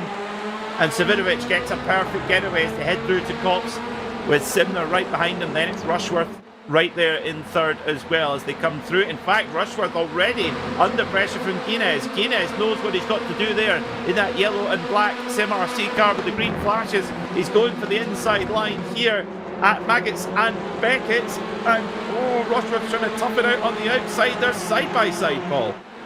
This is tremendous stuff, and when you've got a championship on the line, you've got to take advantage when you can. Rushworth, though, getting the run out the corner at Maggots and Beckett's. Got the inside line for Brooklands. Oh, a little bit of a slide into each other, contact between the two of them. Guinness is going to give it back down the inside of Luffield. This is really, really tense stuff. Guinness is clear now. He needs to just focus forward. He's got Savinovic and Simner ahead. Watch for David Baker though. David Baker's got a great run there while Guinness and Rushworth were sorting it out and making contact with one another. Baker got a great run there. Oh, who's that up the inside? It's Gilman. Gilman, of course, has got a championship to win. He shoves Rushworth out onto the outside line, and here comes McFarlane up the inside line there on the very far left of your shot, and he's bringing Terry Flatten with him for the fun as they come into Maggots and Beckett's. McFarlane leans on Gilman saying, I do not care if you're going for an AM Championship. I'm going for my championship. On to the Wellington Straight they go. Savinovic is making a breakaway. It's a great opportunity for him. But David Baker, teammate to Ross McFarlane, is right behind his closest rival, Corentin Guinness. Storylines everywhere. This is tremendous stuff. It's really tense for those drivers out there. They're still going too wide there through Luffield as well. This is tremendous stuff. And the series finale! Terry Flatten gets a biff from Norbert Leitner. Leitner comes back on there, loses a ton of places, and they're fortunate that they didn't end up any worse off in all of that. Tremendous stuff here in the opening of this final race of the season. Worth pointing out, Dan Martin is in 16th place, is where he started. He's comfortable at the moment. He can afford to just stay there and get that AM Championship. But McFarlane's got ahead of Baker. That's crucial. That is crucial. Kieran Harrison from 24th on the grid. He has got up into 18th. Dan Martin's had an issue. He's dropped a few positions there as well, so Dan Martin is getting absolutely freight trained. He's at the back there in that black and pink car as well. What is going on there with the number 70, Dan Martin, the AM Championship leader? Don't forget, and he looks like he's getting really physical there. Who's that off? It's Pentola. Pentola and the Honda is off, and contact going on everywhere. Remember, the accumulated incident points can give you a points penalty in championship.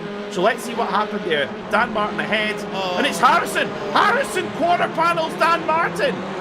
Oh my goodness. So is Harrison going to have a protest hanging over him after that one? I think he will, especially if Dan Martin loses a championship because of that. My goodness. You can bet your bottom dollar that there will be a protest goes in about that. If anybody is new to the series who's never been here before, any protests are dealt with post-event. So any champion that we see is very much a provisional champion. But look at this, Guinness to the outside of Simner. Simner though, deep. He's made a mistake, and here comes McFarlane. It's going to be, it's a straight street fight here between Guinness and McFarlane, but there are a lot of other characters involved in this drama. They're all flashing lights at each other. Stop flashing each other. So 15, just under 16 minutes to go of racing. How are we going to have a voice left after this one? Spare a thought for the drivers as well. How are they going to have any energy left? This is all played for keeps as well. Simner covers it off firmly, and McFarlane's got a run then as well. So Simner, he said, look, I'm going for an AM class win. That is all I'm interested in. You guys can fight the championship out on your own. And Simner, he's wanting to sip the bourbon tonight after an AM class win. Can he do it? And can he hold off Andreas Gilman, who's not far behind this as well? Meanwhile, Dan Martin down in 24th after that contact with Harrison. Oh, I tell you what, it's going to be getting the calculators out for that AM Championship. Through they go then, and Guinness gets finally up the inside of Simner now. So, and it looks like McFarlane's going to try and get the freight train here behind Guinness. He hasn't got the overlap. Oh, he just has now. He's just got the overlap. Simner's got the run on Guinness. He's not giving this one up. He's reaching that DCW racing car. Well, he's a respecter of no egos, and certainly he's giving it all that he can. There's McFarlane then to the inside. McFarlane had to follow Guinness through. He has to shadow him to have any hope, because if he got held up by Simner, if he lost track of Guinness in front, that's his championship done. Right now, Guinness is on 72 points for second place. McFarlane on 69. McFarlane needs to get ahead of Guinness. Yeah, the Guinness has got the, as you say, has got the advantage. So absolutely, finishing behind Guinness is not an option here for McFarlane. Simner, oh well, hasn't he been a fly in the ointment there for that championship battle? Again, he's running his race, he's fighting his race, and the championship contenders, they've just got to negotiate that as best as possible. So tense here in this finale of the World Touring Car Series, brought to you here on RaceSpotTV. Peter Mackay and Paul Smith in the commentary booth. And what other characters could end up at the front here? We've got Guinness in second place, McFarlane is championship contender there in third, but who have we got coming into the plate? You know, Cedric is probably the biggest threat, I would say, to come through the pack and threaten them right now. So are Guinness and McFarlane, are they going to have a straight fight? And here's the question, Paul: if McFarlane finishes with Guinness behind him, is that good enough? Is that enough points? No, okay. It's not. It's not at this stage. Gilman gets side-doored. He's getting bullied there. That's crucial. That's crucial for the AM Championship. When Gilman was in 6th place, he was only gaining 23 points on Dan Martin. So Martin will be happy to hear that Gilman's lost a ton of places there. Huge. Down to 12th now is Gilman. So yeah, has that incident cost Andreas Gilman the championship? Because you can lose places quickly, but gaining them is so hard, especially when you've got a whole bunch of pro drivers ahead of you. He's getting into a bit of a punch up here with Craig Williams, who eases past in the Audi. We saw Craig Williams mention in the virtual paddock, he's got that Audi absolutely trimmed out. He's got it as low a rake as possible, he's got a low wing as possible, just trying to make sure it's a dragster in a straight line. It's not a great deal of fun in the bends, but it's got great straight line punch, and that makes it a very difficult car to overtake. Look at Harrison. 15. Harrison, yeah, he's trying to just have a charging drive, is Kieran Harrison right now. He wants to get as many places. Bang! Norman Leitner, he's dropped down the order, don't forget, in this race as well, so he's trying to gain some places back. But right now, as things stand, the AM Championship is Dan Martin's. In 25th is Dan right now, because of that issue with Andreas Gilman. But that front two of McFarlane and Guinness, it all matters on instant points as well. Don't forget, instant points can lose you championship points. I think it's going to come down to that. I really do. This is especially at a venue like this where there is so much, contact and close quarters racing, that you are inevitably going to just accumulate incident points through the kind of natural rough and tumble of things. So, yeah, it could all come down to that. It's definitely going to be decided post-race with that on that side of things. Savidovic leads then by 1.2 seconds from Quentin Guinness.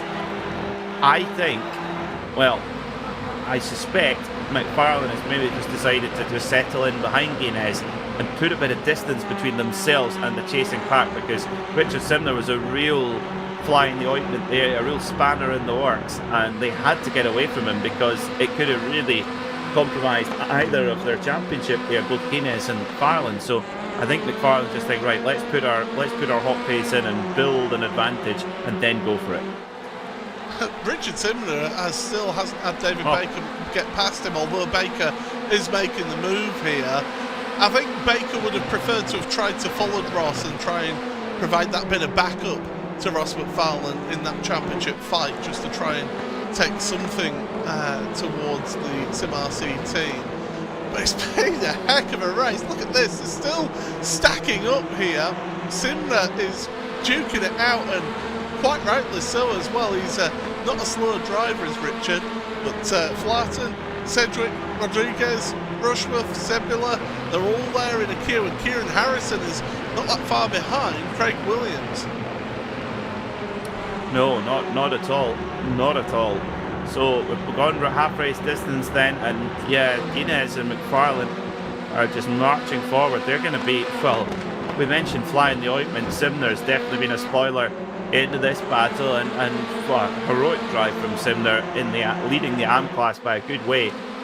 Talk about flies in the ointment or spanners in the works. Well, Wojciech Savidovic fits that character profile very well, because Guinness and McFarlane are going to find themselves right up behind Wojciech Savidovic here in a moment, but we know how hard a racer Savidovic is, so going into that arena, Guinness and McFarlane going into Savidovic's arena, oh, this, who knows what could happen.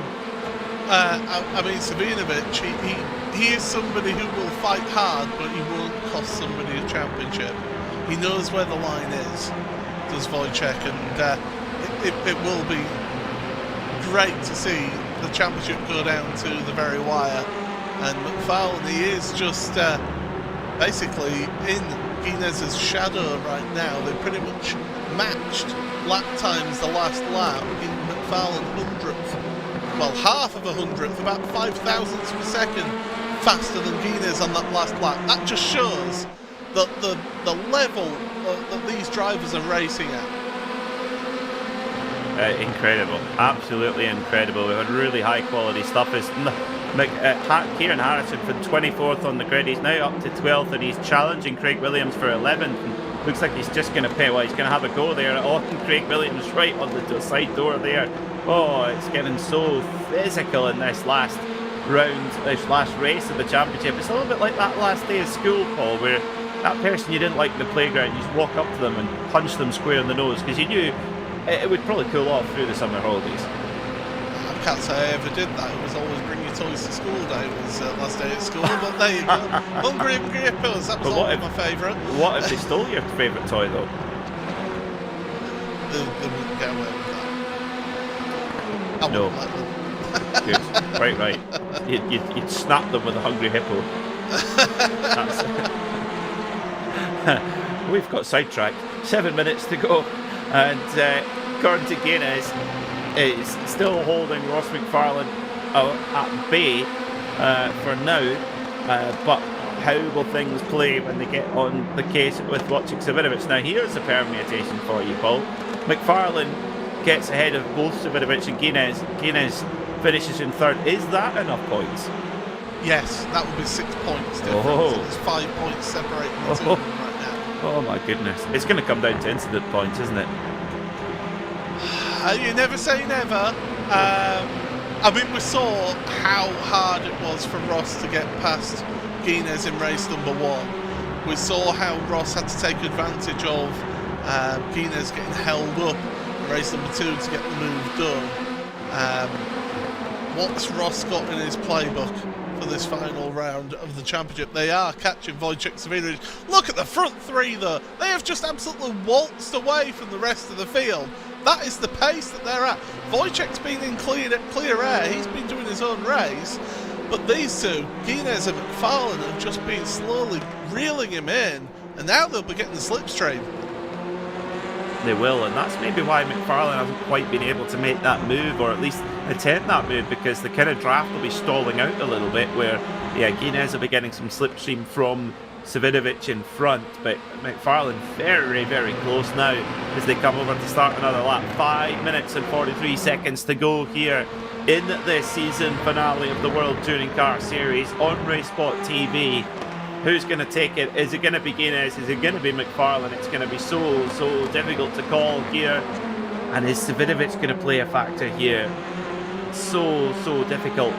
And you got to think as well that both Guinness and McFarlane have got someone on the radio telling them where they need to be and where the rival needs to finish. Yeah, basically. Well, McFarlane, I don't think he'll have anybody on the radio from what I know. I think he'll pretty much just have his communications muted and just want to focus on his own race. He'll just want he knows one target right now: beat Corentin Guinness. He needs to beat Corentin Guinness. If he finishes behind Guinness, he loses the championship. So he knows he's got one goal: get ahead of Guinness, and then anything after that, he can just try and get as a bonus.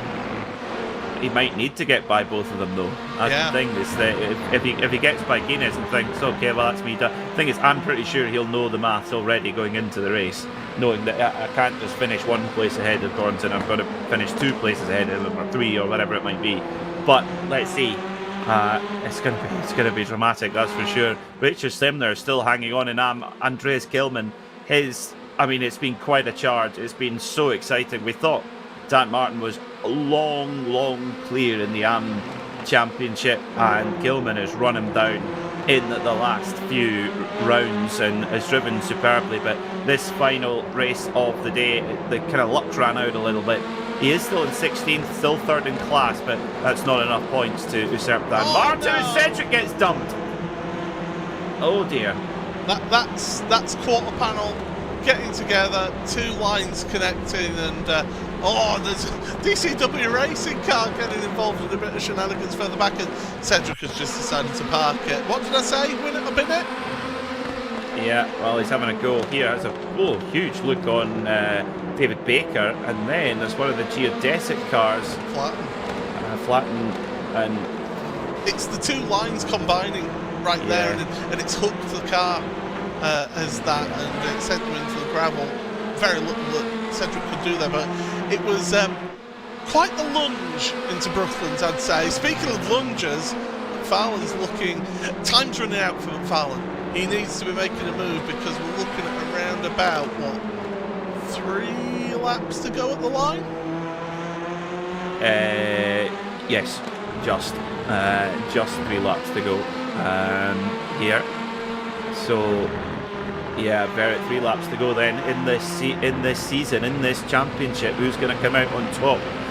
Pace-wise, they've definitely got more in the tank.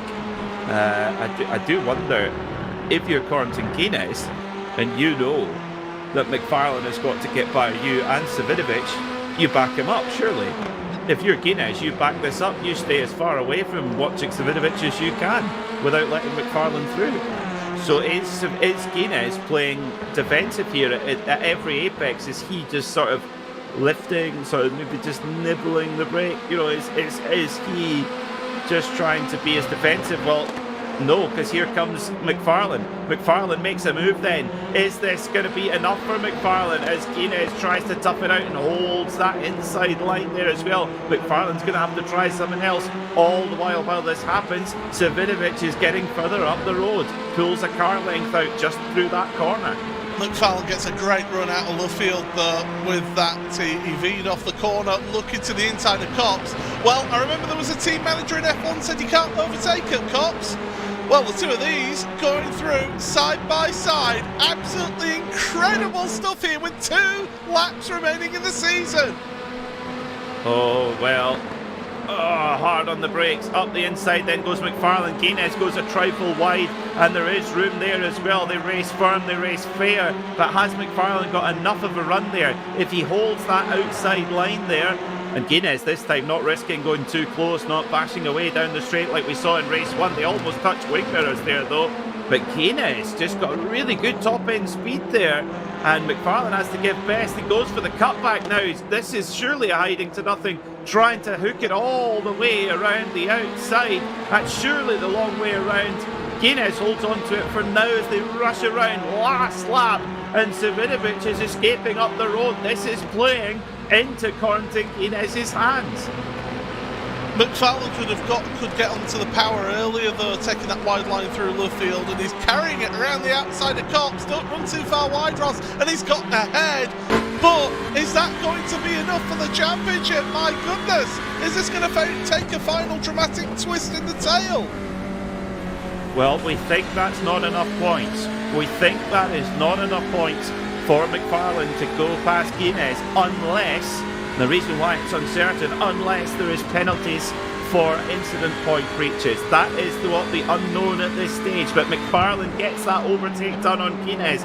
Can Guinness retaliate? The checkered flag is being prepared on the best season in the history of the World Touring Car Series. Wojciech Savinovic is going to score another win, but has Guinness got anything to say about Ross McFarlane here? It's going to come down to the line. He weaves one side and the other. Savinovic wins. McFarlane gets second, and Guinness comes home in third. What a battle. Whatever happens, Paul, that was a high-class, high-quality battle that, to be honest, we've seen all season long. That was absolutely tremendous, and fair play to both. They fought hard on that. Craig Williams, by the way, we didn't even notice it because we was focused that much, gets an AM win to finish off his season as well. Tremendous result. But Dan Martin, he will be your AM champion here, pending any post-event penalties. Dan Martin, provisionally, is your AM champion. Oh, wow. And I'm sure it's a huge sigh of relief at Team Martin and at RD Simsport. Oh, because the gap was enormous. It kept getting nibbled away. It kept eroding. That's like sand falling through his fingers. But Martin kept his resolve. He kept his nerve and has provisionally closed out the AM Championship. Wojciech Savinovic, sorry, Paul, go ahead. I was going to say, can I point out, championship contender Kieran Harrison, fair play to him. He gained 17 places in that race and finished 7th. What a race from him. Big respect. Big respect. Well, Thornton Guinness coming around alongside Kieran Harrison. Sim RC are your team's champions. They have, I mean, in terms of the teams, Paul, you need 2 cars up the front regularly. That's the difference, where Sim RC have had that. Pure Sims have had cars up the front more sporadically, but these 2 guys, they've always been in that podium fight. They certainly have, and they have been absolutely tremendous. They have set a standard for the World Touring Car Series and for TCR drivers all along. We're furiously refreshing the championship points page right now, but my goodness, what a finish to this season. Incredible. Absolutely incredible. This is why you watch the World Touring Car Series here on RaceSpotTV, and a huge thank you to 3M, Pure Sims, Buttkicker, all of the sponsors of the World Sim Racing League. Wojciech Savinovic closes off with a win. He just can't stop winning, can he, for Semper Racing. Ross McFarlane, what a move to get that position from Thornton Guinness. Will it be enough for the championship? We'll find out as soon as we can. David Baker was 4th, then it was Terje Blatten in 5th, Esteban Rodriguez was 6th, and Kieran Harrison from 24th on the grid. He fought all the way through to 7th. Amazing. Jamie Rushworth was 8th, Jaroslav Sebula was 9th, and your AM Class winner, 2 AM Class wins on the day, Craig Williams. Finishing 11th was Sam Blees, with Richard Simner. He had a really strong showing early on. He comes home 2nd in AM. Then it's Pete Newman. Andreas Gilman, well, he threw everything at it. What a charge in the second half of the season, particularly the last quarter of the season, but comes up just short in the AM Championship chase. Norbert Leitner was 15th. Then it was Stephen Walker, Shillard Nagy, Miguel Freitas, Morgan Butler, and Matthias Penteler. In 21st was Hakan Ask and Mike Pollard, and then in 23rd, your provisional AM champion Dan Martin for RD Simsport. Carl Hardy was 24th. Then it was Denman Mulqueen, Nick Clibbins, Alan McCain, Rob Sutherland, Stuart Bickley, and James Parker. And last few getting home were Paddy Faulkner, Scott Malcolm, Sam Smith, and 2 drivers not making it to the flag, 2 high-profile drivers, Jack Sedgwick and Oystein Hereford.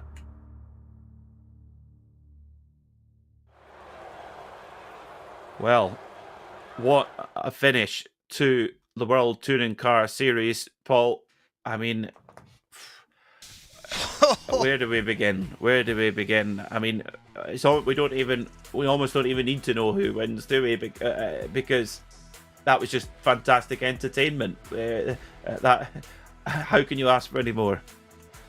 Peter, I'll let you look at it because they have just refreshed the points, and I'll let you have the word on it. But my goodness, what a season of the World Touring Car Series! The best season by far. It was absolutely tremendous, and yeah, it was so close, and yeah, that was just mind blowing. We're getting messages left, right, and centre, but yeah, that was so close between you two championship. And here's the thing: what respectful racing between the two of them.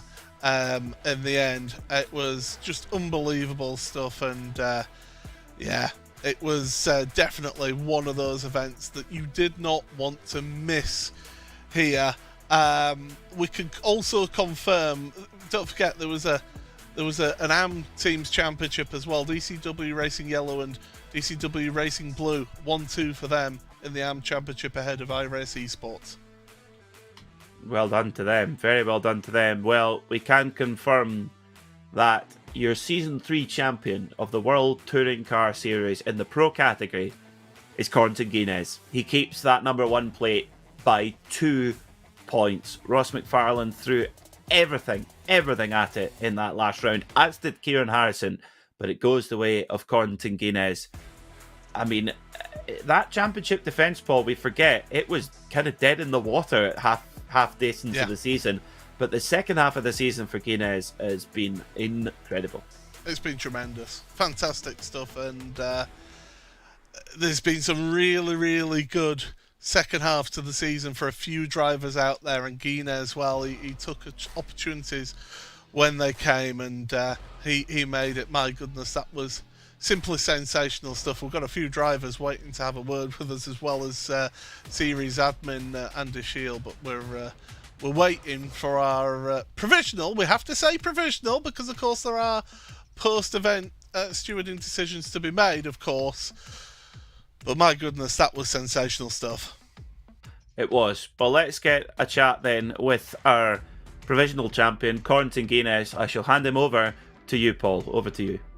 Yeah, hopefully Corentin does have us here, but well, provisionally, pending everything, we have to say that officially, you are the pro champion. How does that feel?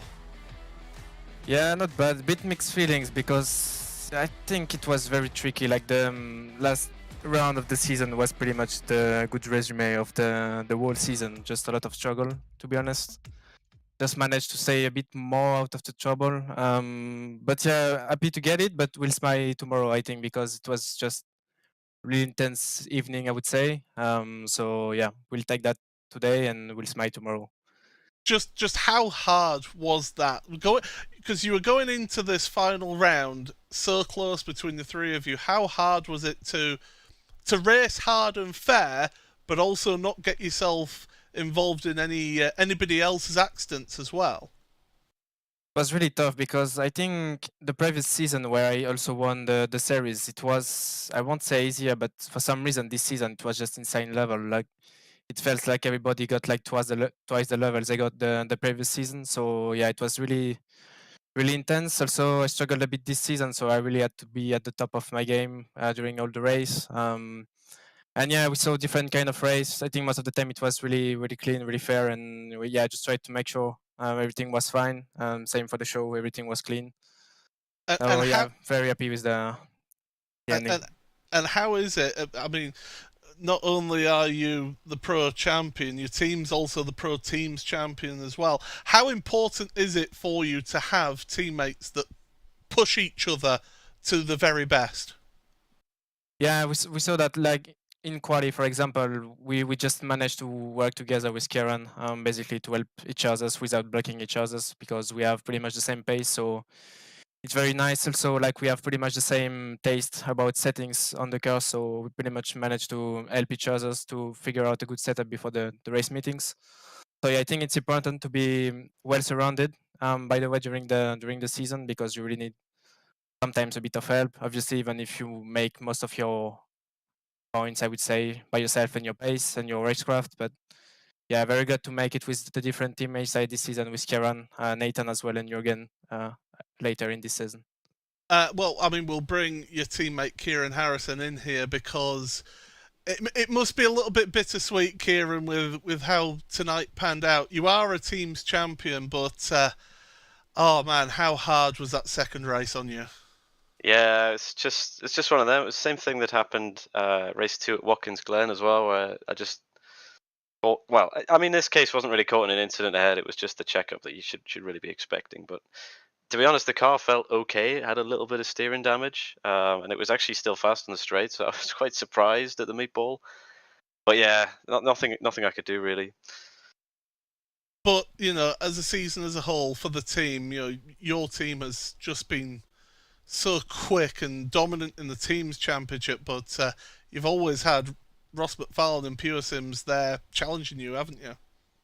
Yeah, of course. It's a weird one because it seems in some ways it feels a bit like the season of my life. I think I've won a huge amount of races, but just not been as successful in the reverse grids as Corentin and Ross over the course of the season.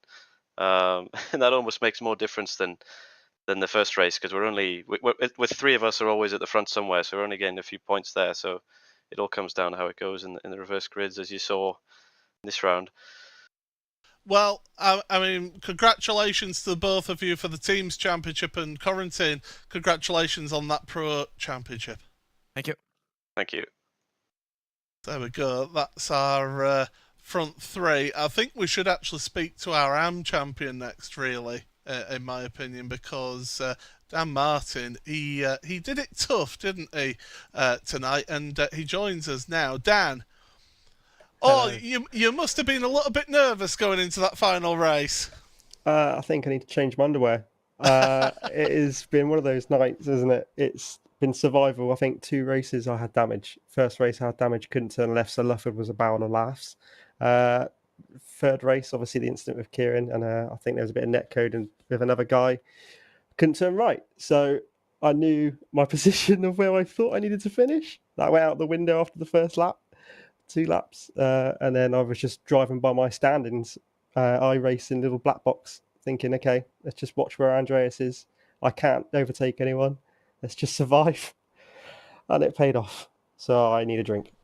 Well, that's it. I mean, you came into this round of the championship with a comfortable lead, and if anything, yeah, I'm sure it didn't.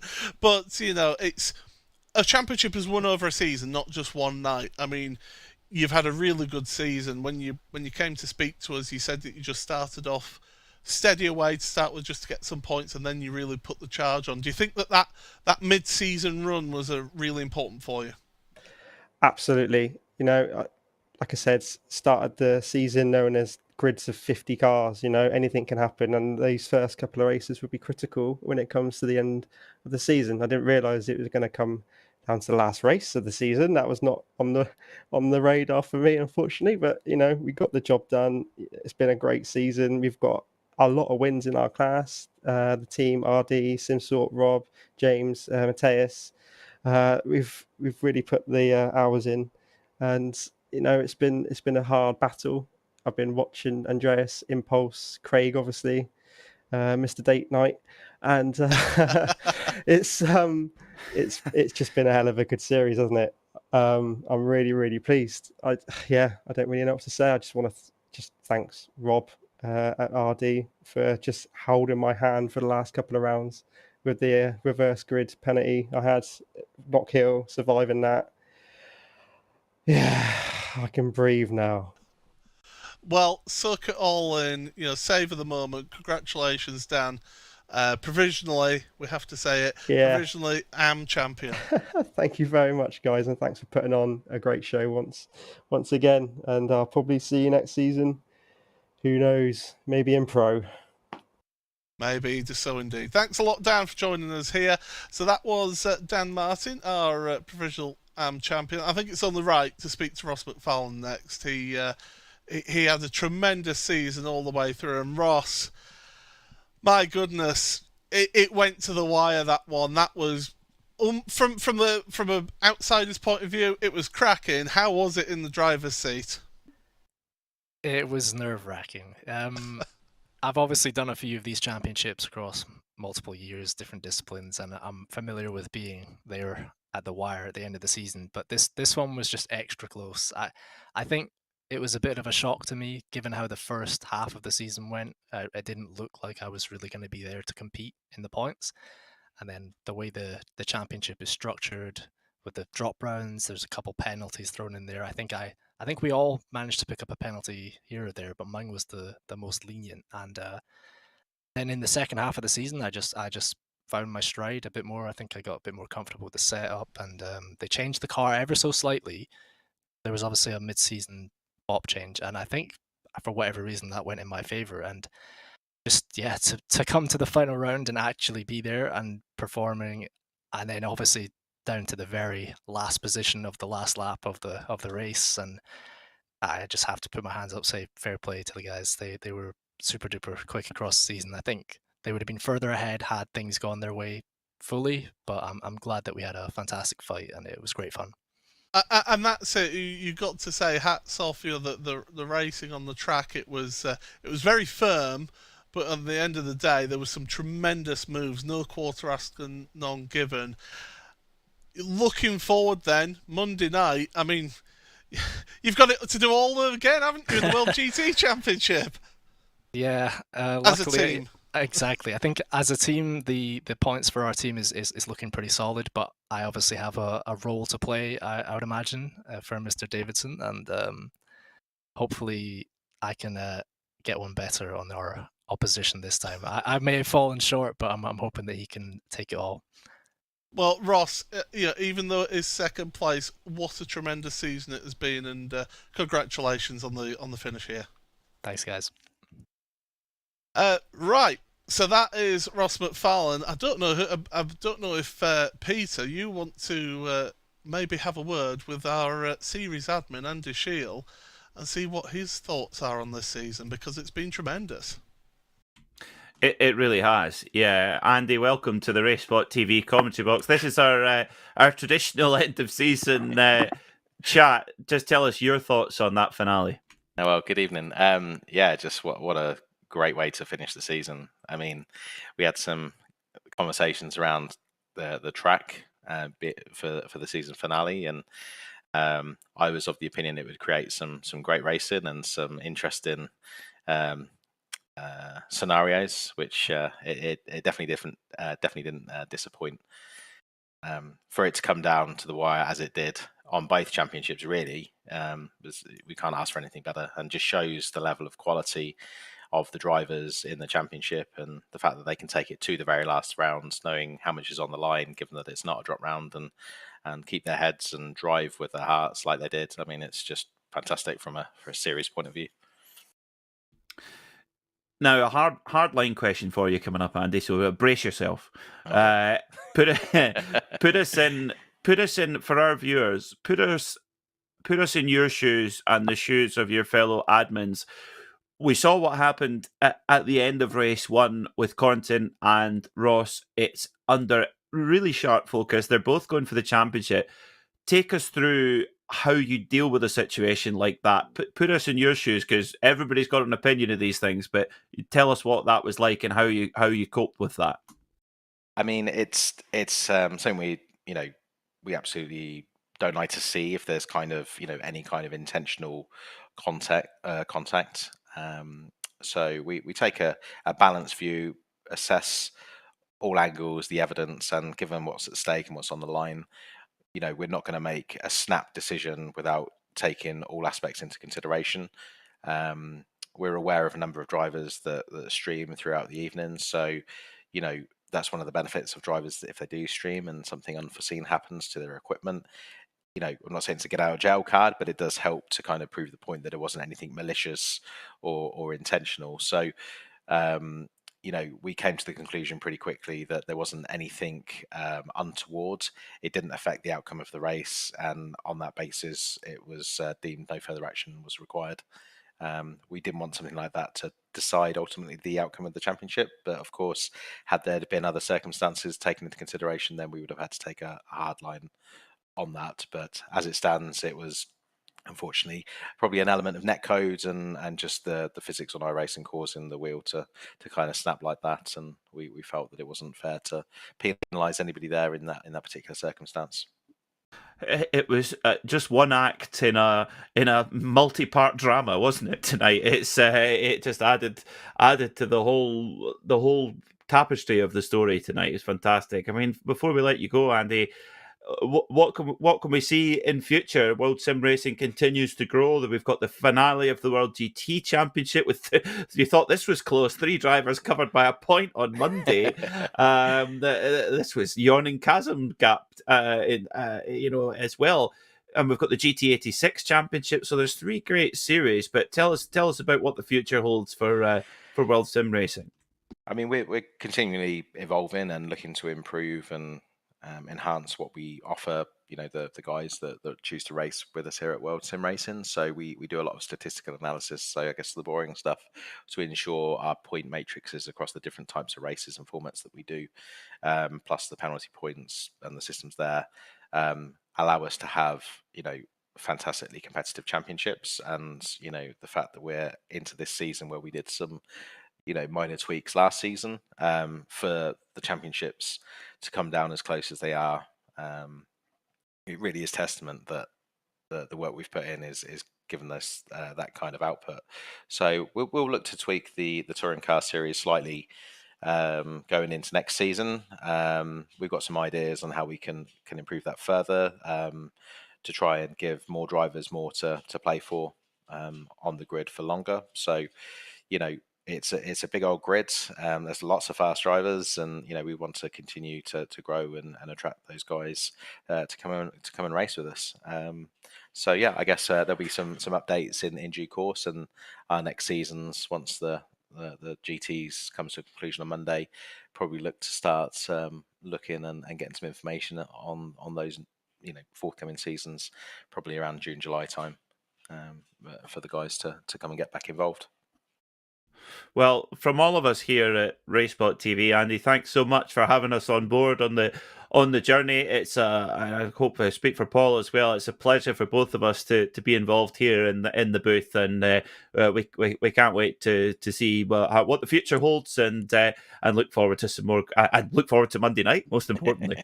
Yeah, just a couple of things really. So obviously, congratulations to Corentin and Dan, deserved champions. SimRC on the Pro Teams Championship, and DCW Racing Yellow on the AM Teams Championship.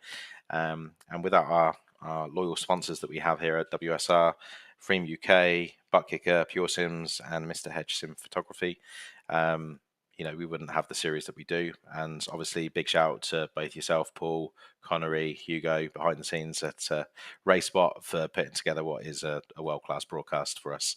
So we're always super excited to review the broadcast post races, and thank you for your continued